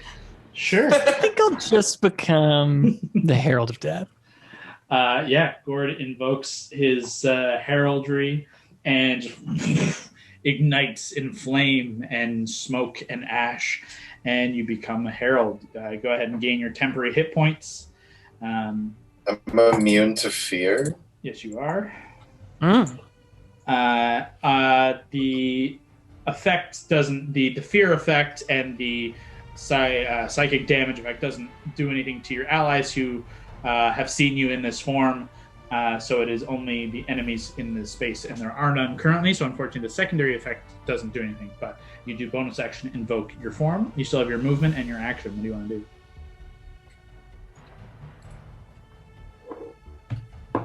I think I'll just stay there for now, honestly. I'm just kind of like... Do you want to hold like a spell or a Eldritch Blast attack in case you see something to attack, or do you just want to hold? You don't have to. It's just if you want to use your action. No, I'll just get ready to, because in this form, if I go near something, they have to, like, if they're within 30 feet, they have to make a wisdom saving throw, so... Mhm. Yeah, I'll just stand ready. You got it. That takes us to Lavender. Lav, you are on this edge here. Yeah. And same deal, you heard action over this way and Valentine pointing up this direction. What are you doing? Can I see like any of the tentacles or anything? Like, can I see anything going on in the water? Nobody as of right now can see anything. From Valentine's words and point of view, it is under the lower part of the hull, so it's on like the bottom of the ship, smashing in towards seemingly trying to get where in. the core is. Can I use chain lightning and just electrocute the water? No water because We're in space. Oh, that was my plan. Shoot, that was my plan from the whole beginning. We can fly because of Yeah, our that's true. Yeah, unfortunately, there's no actual sea. We in can the cast astral flying. sea. You are super fast though, Amanda, right? Because like your intelligence thing where Yeah, you can move 50 feet around by flying right now. But I wonder what that would even do. Yeah, it just means you move faster. Yeah, okay. Maybe I will. Maybe I'll fly to it. And then, then 50 feet from where you are would get you right here. So you could use an action to dash, and you could get visual, but you would use your action to do so. Yeah, true. So, okay, I'll do that. 5, 10, 15, 20, But she usually stays out of the way, so it's the bit uncharacteristic. to get 85 feet. So still having a little bit of movement left. You do see the monster. You do see the monster. This weird rock-like squid with tentacles and this massive beak-like face. Making its way, kind of smashing into the lower portion of the hull, about 20 feet down from what would be this deck level. You see it there. And it is just kind of hungrily smashing and biting. And you can see a little bit of the metal has bent away, and you can see a little bit of the light of the cores kind of peeking through out into the space. That did cost your action, unfortunately, to get to that spot. So if you have a bonus, you can do anything. Otherwise, that'll end your turn. I'm going to use the rest of my movement to back away from it. Like back this way or back this way? Sorry, I just can't see back. Yeah. This way or this way? That way. You got it. So pull back around the corner so it doesn't have a visual range on you. But easy enough to get back into melee with it. And that ends your turn and takes us to Syrah. Syrah is also going to 5, 10, 15, 20. She can't quite see him either. She's going to use her action to fly up and over the top deck, the top of the quarter helm, and just hold her turn there. Well, she used her action to dash, but ends her turn there, I should say. And that will end that and come back to top of the round. Mary, unfortunately, you do not have a thing to attack. But we're back to you. Okay. Oh, come on. I can... Sorry, I'm just trying to think.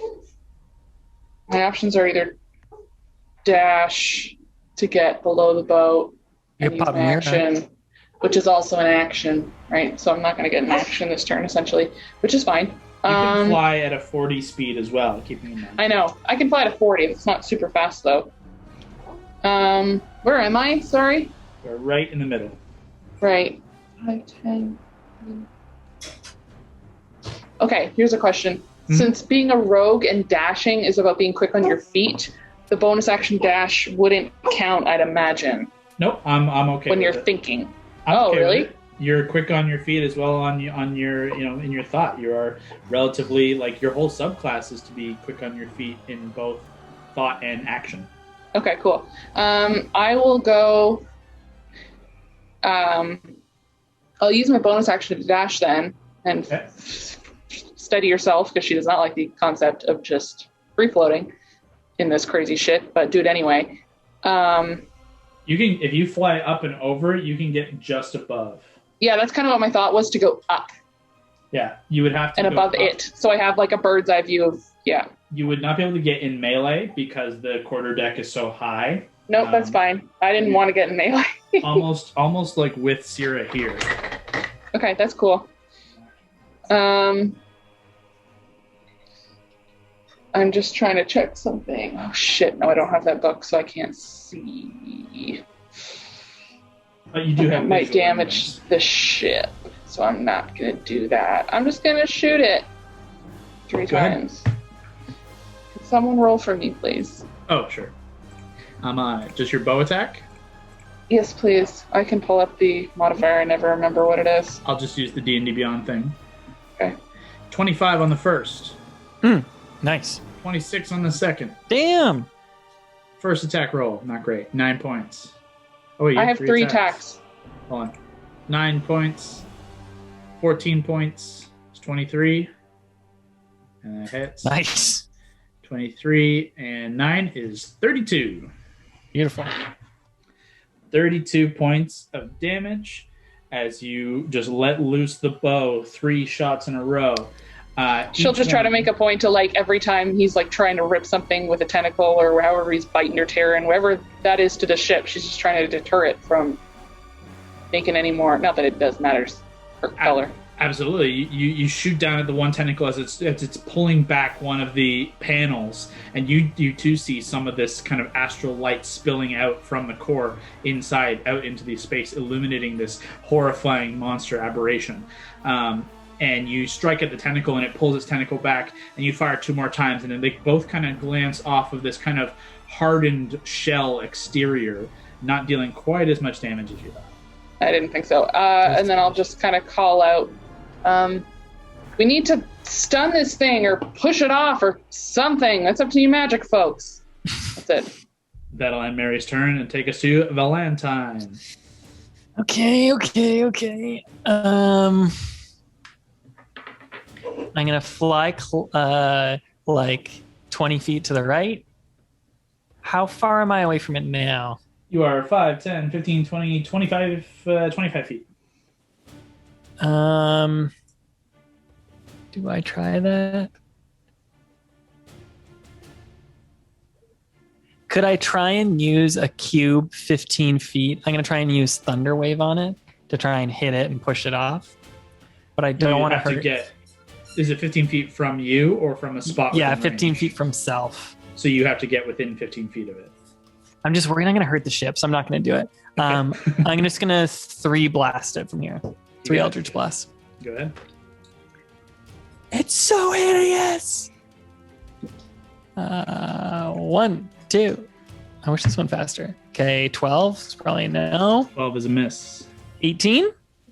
Just hits. And 18. Just hits. 1. So 12 plus... Come on, baby. 12 plus 8 is 20. You got it. So on the first one... Hang on.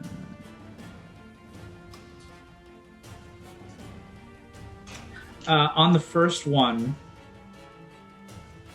what's your spell attack bonus? Like, what's the total? Plus 10 is my spell attack. Okay. Does a 19 hit you? 19 is my armor class. So on that, as you release all 3 blasts, you see 2 connect, but 1 like rebounds off of it and hits you for... Do you want me to roll it? I got it. 9 points of force damage. Yeah, mine's plus 5. If you're yeah, so 4 on the die. Okay. It rebounds off of its like exterior, this shell, and it like rubber bands back towards you as the other 2 do connect. I hate this thing! That does end. That's your action, sorry. And then I'll inspire Mary.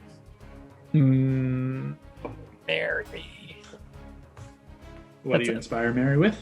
I'll be like, kill it for God's sake! It obliterated Fern! All right. That'll end your turn. Take us to its turn. Oh, could I also just, move back a bit? I don't want to be that close because of its spooky tentacles. Sure. Like back where you were? Yeah, that's good enough. Sure. Let's see here.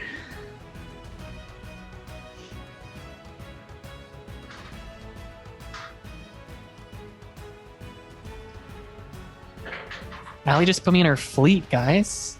I just got fleeted. Whoa. By Atlanta Brawlwin. Oh, I did the Hexplorers account. And Brock Orty report is also in that. Let's see. What do I want to do? Ooh, that's what I want to do. That's a good call.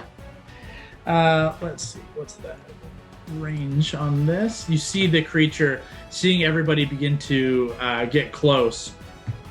It kind of pulls back from the hull a little ways. And you watch as from its open maw, this just ringing like sonic waves reach out and strike into the hull. And I need Mary and Syrah will have to make a Constitution saving throw as this just piercing, loud, ringing, just eruption shatters. All of the glass reverberates, and we'll see if it breaks in a second. Oh, fuck. Rolled an 11, but I have to see what I add to it. Oh, okay. And you have my inspiration. Yeah, if I need it. I don't know, but I Your will. con save is 9, so 20 total. Yeah. Are you going to use the inspiration, or are you good there? No, I'm going to chance it, because I think I might need that for something else. You got it? Syrah fails, unfortunately, with a natural 2. Syrah, not a great turn. Not a great game for Syrah. Syrah's having a rough day. She's just offered jam with you fucks in her ship. Touching all her stuff. She's got visitors always here. I She get can't it. Lounge around comfortably, you know. The ship has disadvantage. Oh, shitty. Wow. An 18 and a 19 on disadvantage. Shit! Hey, Dreadnought. Way to go, Dreadnought. All right. Yeah, it resists despite the disadvantage. The glass does not shatter, though some damage to the hull is still sustained. God damn it, we just fixed that. Yeah, the hull. You can already see the damage you fixed has already been taken apart by its tentacles. It is now working its way into further. But is it half damage on success? Hang on. Half on success. So Mary, you succeeded, but you still take half damage. Syrah takes the full damage. The ship takes half. There's like a small amount of like Ooh, that's a good roll. of superiority as I see Syrah get hit. There's a small win there. That's a pretty big roll for 29 points of thunder damage to Syrah, halved to 14 for you, Mary. Okay. And Shippy? Shippy would have taken half on a save, however, vulnerable to thunder as a result of being like a construct, so ultimately taking the full 29. So sorry, can you remind me what I'm taking? 14. 14, thank you. You need to do it? My health my health just didn't reset when I hit long rest blast. Oh. So I had to do it manually. Let's see here. The hull has sustained pretty heavy damage already. In a quick barrage and a shattering blast, you can already feel the ship begin to kind of Not good. that was a surprisingly strong couple attacks by this weird creature. But that is going to be its action. And it is going to use 10 feet of its move. How much more move? It's got quite a bit. It actually ducks underneath the ship. It flies down and underneath, out of sight once more. That'll end its turn and take us to Hondo. Hondo's You're at just the staring door these of the points. core room. It'll take you another 15 feet to get inside. I'll do it. You open the door. It is not locked, as Gambino has kind of left things with friendly company. You open the door, and you can see there is actually a pretty large crack in the back wall. And you can see panels are pulled away, and you see the kind of silvery sea beyond. You do not see any sign of the creature. The cores themselves look like they sustained some of that shattering damage as well, but are still, for the most part, intact. I can't repair the cracks anyway, can I? I don't have that kind of. The only thing you could do to repair right now is you could put spells into the cores. You're a caster. You can drop spells into the arcane cores and kind of heal up their give them some juice. Okay. Like any spell? Like a. You can basically pick a level instead of like what spell you're casting, but you choose a level of spell and you can kind of heal the cores. I will do a second level. Okay. As you dump the second, that is your action. As you put the second level spell into one of the cores, you see this very, very faint kind of line of this crack in the gem. Just kind of instantly kind of seal itself over. and you see it begin to kind of spin up with energy once more, and all of you can kind of hear the core kind of hum a little louder. It seems it actively took that in, and it feels good. And with bonus, can I do a level 1 spell? You could Healing Word, technically. Yeah, that's cool. Yeah. That's smart. I would allow that in this case. So yeah, do you want to do the other core or the same core? Other core. Let's do other core. Then the other one does the same, though not quite as much as it's only the first level, but it does. You've done your part to kind of imbue both cores back to a little bit of more normalcy and a little bit of power. They're doing better. You gonna stay there? Yep. Hondo stays by the cores, feeding them energy. That takes us to Alana. Unfortunately, no sign of the creature for you to wallop. What are you doing? Okay. Good question. I guess I'll still hold the attack just in case, but instead of my hammer, can I switch it out and pull out the javelin instead? For sure. Okay. Easy.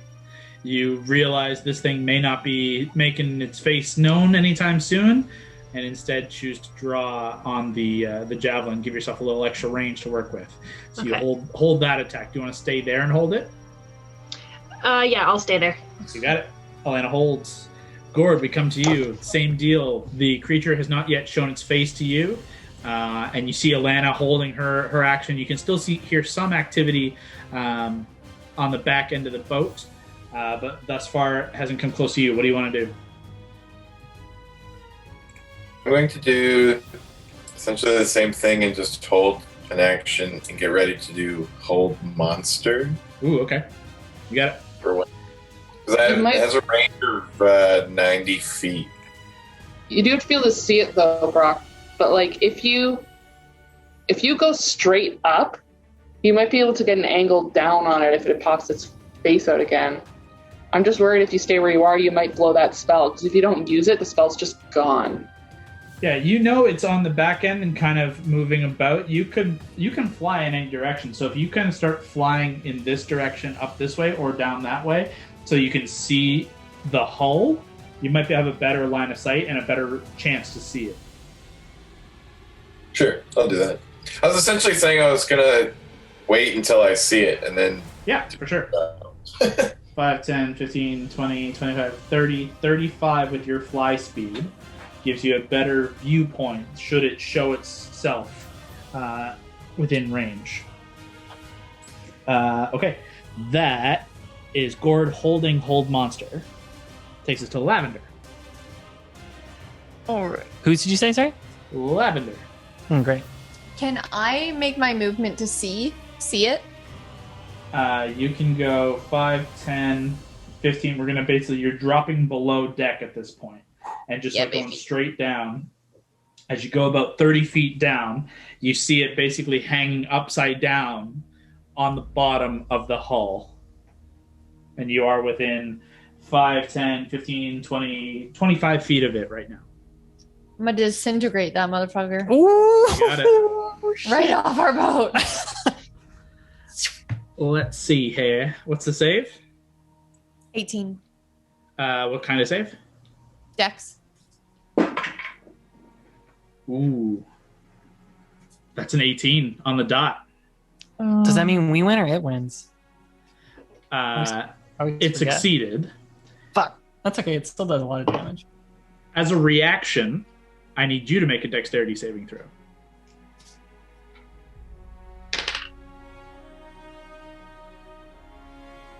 Okay. Blah, blah, blah, blah, 12. Okay, go ahead and roll damage. You can do your thing to that if you want.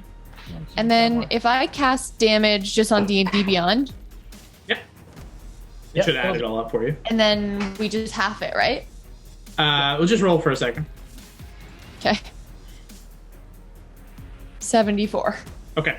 As you conjure the energies of the disintegrate and you lower yourself down, you see the creature, and with all that fury that you kind of keep contained, you unleash on this monster, and it flares back at you and it looks at you, and the energy of your disintegrate collides with it reverberates off its shell and shoots straight back at you.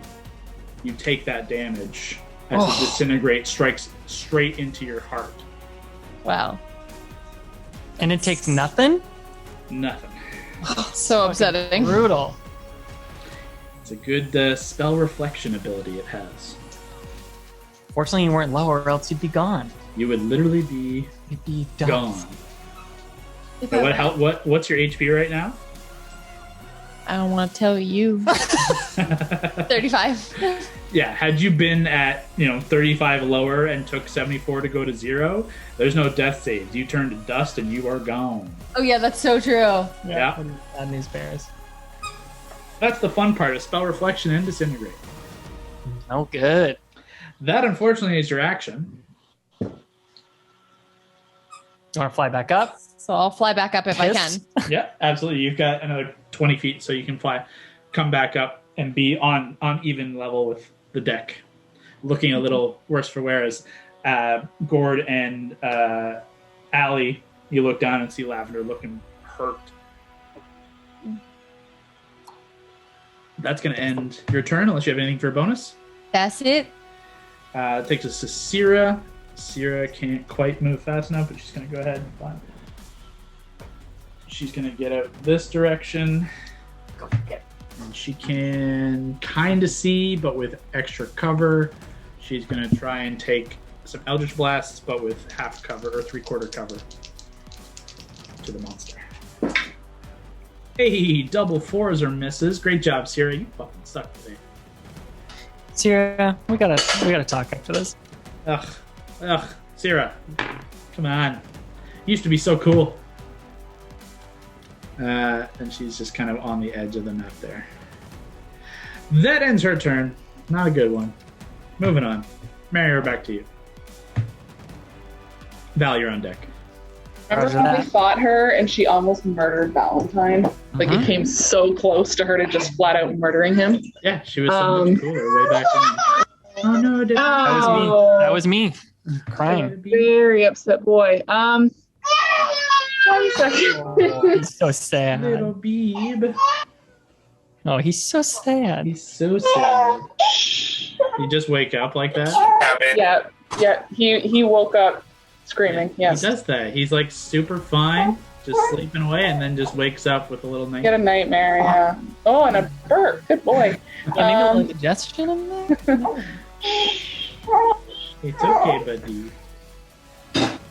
I was going to try to move to get, if I have enough movement, could I move around the back of the ship and go into where the hole is? Like, can I fit through the hole? You can go and find out. So you drop down. Yeah, that's what my plan was. Drop down to the level.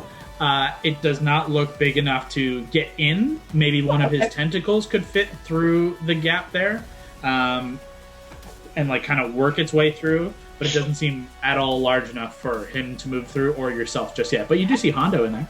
Okay. Peek through, see Hondo, like, hey. And then go beside it, I'm assuming. Oh, buddy. Little buddy. Holding an attack for it to try to, if it's going to come back through the same hole. Holding a melee? Yeah.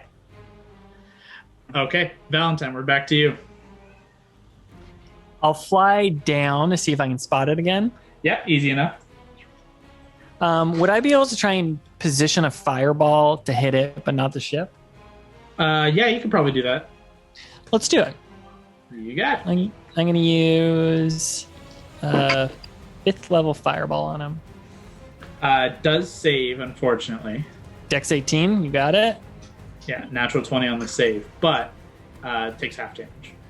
I'll take half of 37 damage. Woo! What is that, 15? More? 17? 17. Yeah, 18 would be 36. So yeah, 17. Yeah, you just see as it's already focused its direction the opposite way, although you didn't see anything with Lavender. It did already use its reaction to kind of send that energy back towards her. You catch it kind of unawares, and it just kind of burns up and over. It deals damage. It still looks okay, but it's starting to look a little rough, but not horribly. That is that. And then I'll fly back up. I don't want to be a target for it. Action and pull away. You got it. That takes us to its turn again. At this point, seeing you all kind of converge and at the ready, you watch Valentine. Actually, you went back up. Nobody sees it. It does something. Something happens. And for the purposes of expediency, as 6 seconds passes, silence follows. Everybody kind of continues to search, and the creature is nowhere to be seen. Can I, if we're out of turn, can I try and go back down? Yep. Yeah. You dip back down. Everybody, like Mary, slips back down. Lavender on the opposite side slips back down. Everybody looks. The creature is not there. It's left no sign. You do a thorough investigation with Mary, like double and triple checking, and there is no sign of the creature. It seemed that it had sustained enough damage, saw it was the threat was too large and the score not enough for it to stay in the fight, and it pulled away. But oh god, it scared the shit out of me. And then it returns and barks in your face. It just bites Val and Lav. Little Rose. That's what I thought. Spooky beak thing. Despite the short burst of activity, it does, in fact, after a couple minutes pass, nothing comes to pass of the creature, and your journey continues. Gambino kind of coming out of his piloting haze for a brief moment to assess the damages. Hondo kind of restabilizing the core from the initial damage they took. It would be helpful, he kind of suggests to Allie and Mary, to try and patch again what they can of the hull. So Allie, if you want to go ahead and give me a smithing tools check. Yeah, for sure. So Lav has mending too, doesn't she? Did I make that would be helpful too. Yeah, she said she does, so she could do that too. Yeah, between Lavender coming down to help and Alana using the bigger pieces of metal to kind of reform, and then Lavender kind of welding them with mending. And it's plus proficiency as well? Proficiency and strength for you. Ooh. 28. Yeah. With your check and your strength and your precision in... it's been a long time since you've really worked with metal like this, and using everyone's abilities and this kind of fun new way of using these old skills you haven't dusted off in a while, they come back pretty good, and you're very adept at reforming this hull structure. And with little time lost on this day, you guys have to spend about an hour, 2 hours here, kind of in recuperating, making sure that the hull is safe enough to continue travel before you encounter anything, making sure the creature doesn't return. It seems the day continues on and pushes into nearing the end of the day, but not quite there yet. You've still got a little bit of traveling to do when Gambino stops the dreadnought and it kind of slows to a halt, and Val, Hondo, Gord, and Mary all across the horizon, though the horizon is kind of weird here. There's no direct horizon where you can see a horizon line, but just out on the expanse before you, the stars in all directions kind of begin to grow sparse ahead. And the light, this kind of pale void of silvers and pale purples you see on the horizon, begins to grow black, the silver sea seeming to grow thin. Gambino looks to you all and kind of gestures to his branded arm.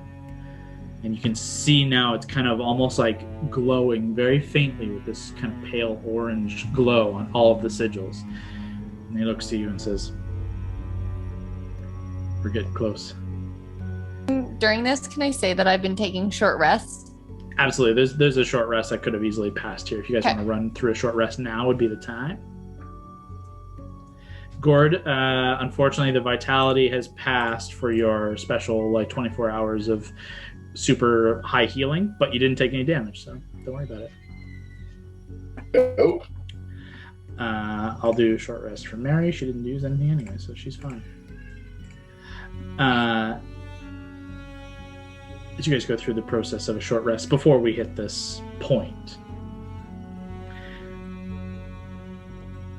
Rested and ready, you continue into this kind of void-like black that extends ahead, kind of like the universe just ends. You feel like you're about to drop into nothingness, but the Dreadnought continues its march onwards into this unknown. For an hour you travel in darkness. The shadows feel thick.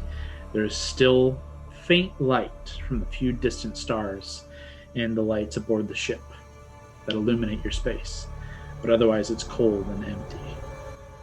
Val, it feels very reminiscent of your attempt to peer through the legend of this resting place. Nearing your end of day, what you would expect to take a stop for travel, you do see a faint shape begin to kind of illuminate the horizon. A gray amongst the black.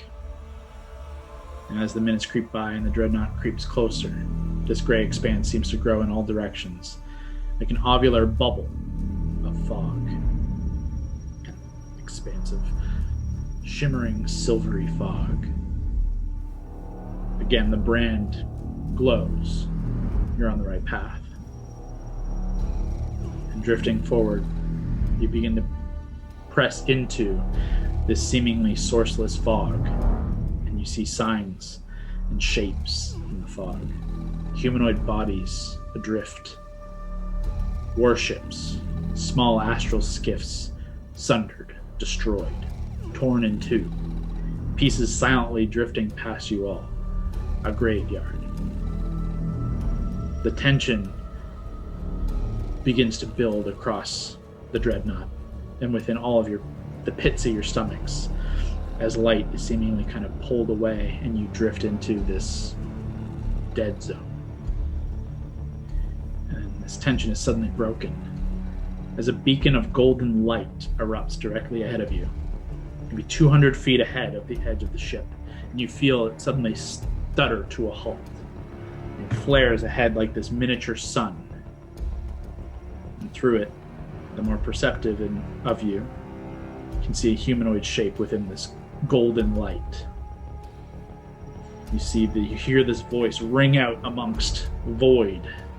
Halt! By the virtue of the bastions, you may go no further. Turn back your vessel now, lest you find eternal peace amongst the stars. And we'll pick up there next time. What does that mean? Virtue of the bastions. Thanks for tuning in.